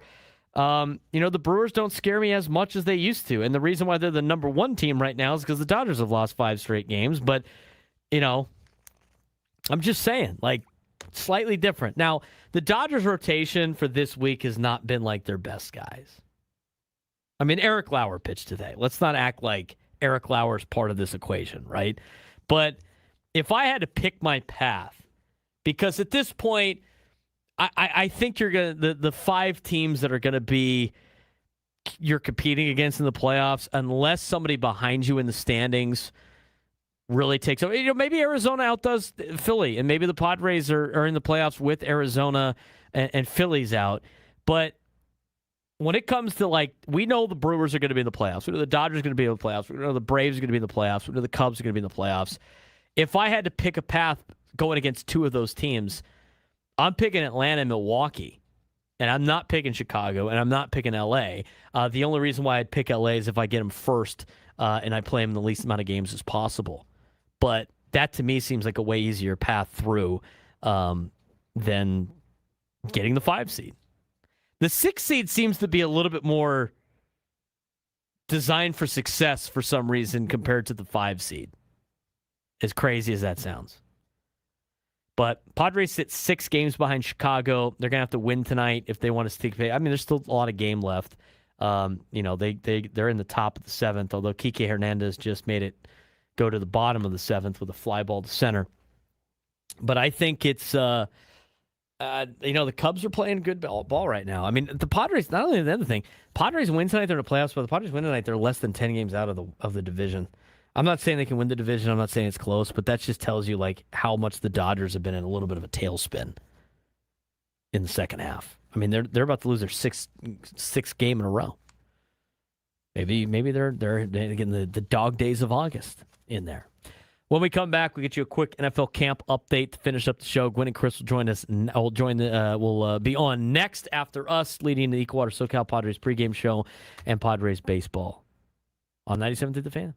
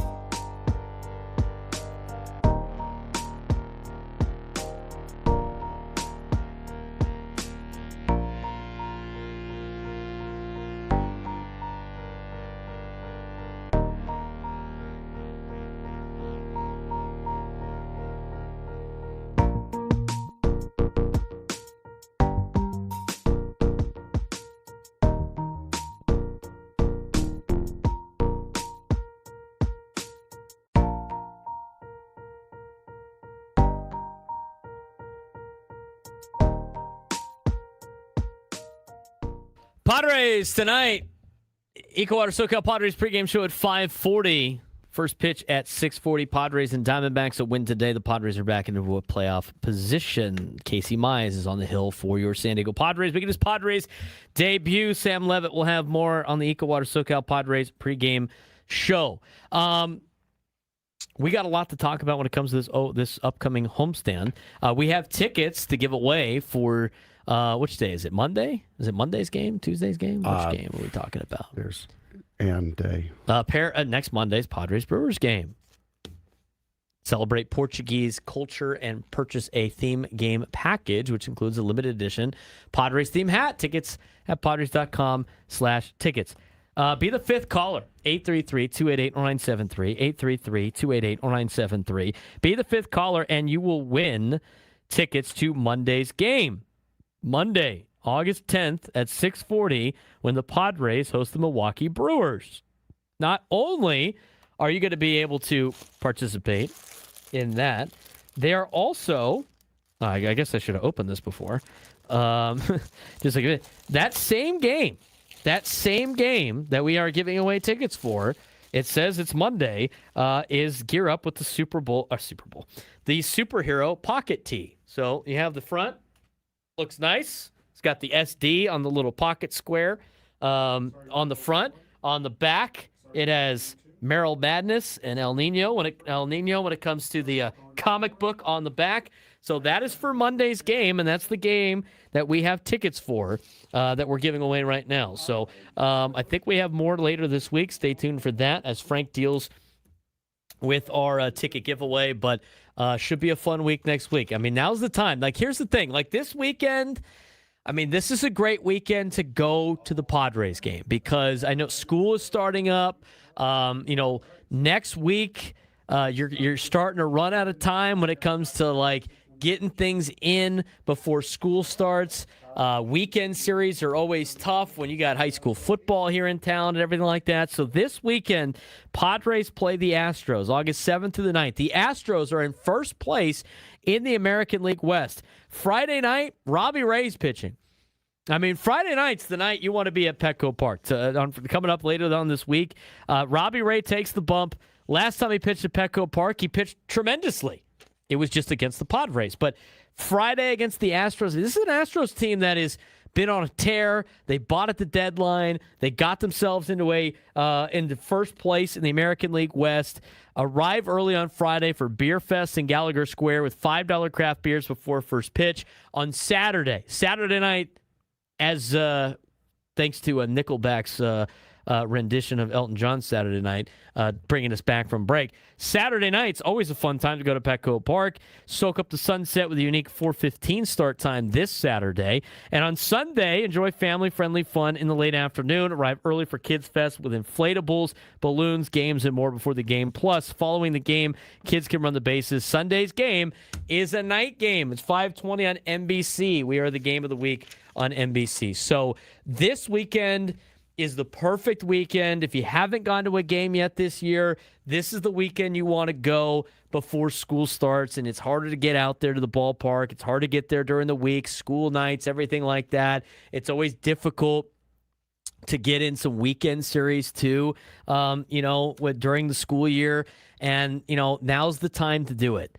This is kind of like the last hurrah before kids go back to school, whether it be high school kids or elementary school kids. I know the South Bay, I think, is already back in session. But, by the time the next homestand rolls around with Minnesota and Pittsburgh, I mean, you're into high school is back in session, elementary school is back in session. It's going to be more difficult to get tickets. And then after that, you only have a couple more weekend series, and, one's against the Yankees. And, that's always got a lot of tickets. It's Labor Day weekend, and that's always a difficult one to get to. The Marlins are later on in September. There's only a handful of opportunities left to go watch the Padres play on the weekend.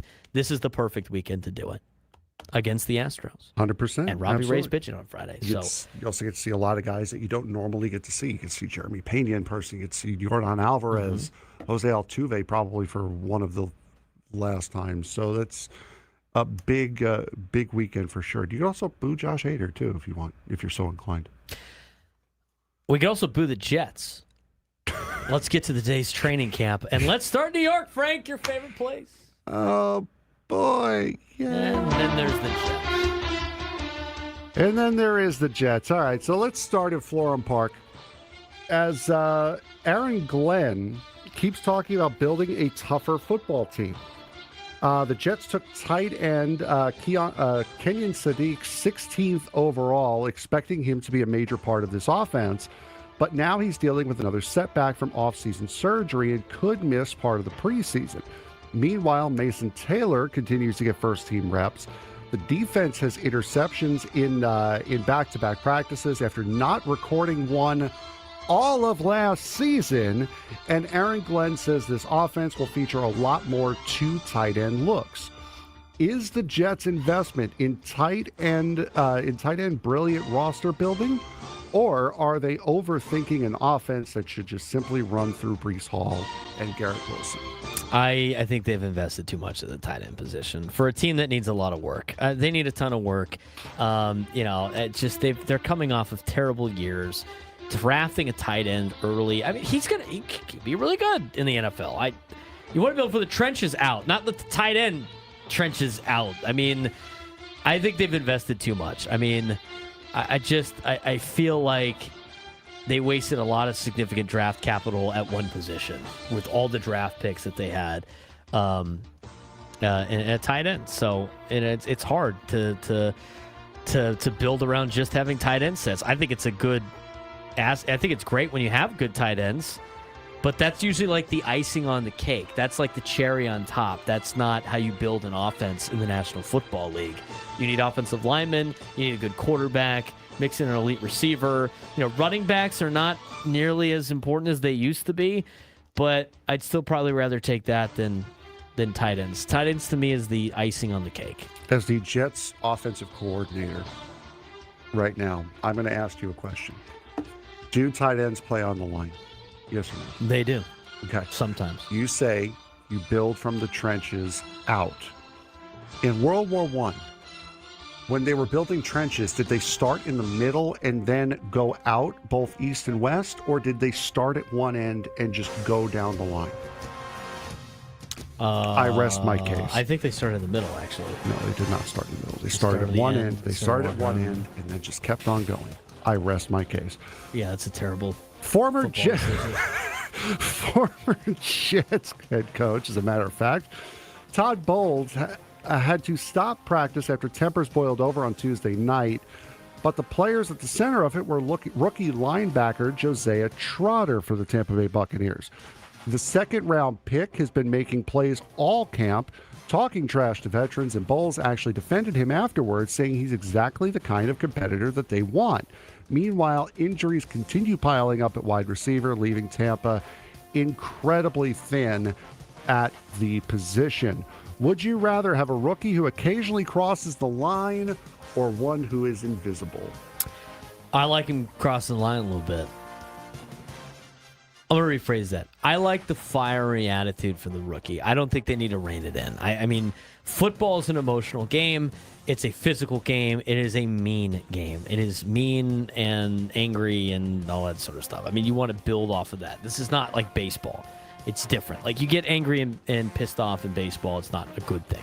If you do it in golf, it's not a good thing. In football, it's a good thing. I think you can go a little bit too far. Like last night on Hard Knocks, watching the Seahawks, they had a fight break out. Had a couple fights break out. I think fights at practice are good as long as it doesn't get out of hand. One of them got a little bit out of hand. Some things were being said that were a little bit too much. Like one guy said, money changed you, bro. It's like, all right, guys, you guys are teammates. Like, that's kind of a little bit too far.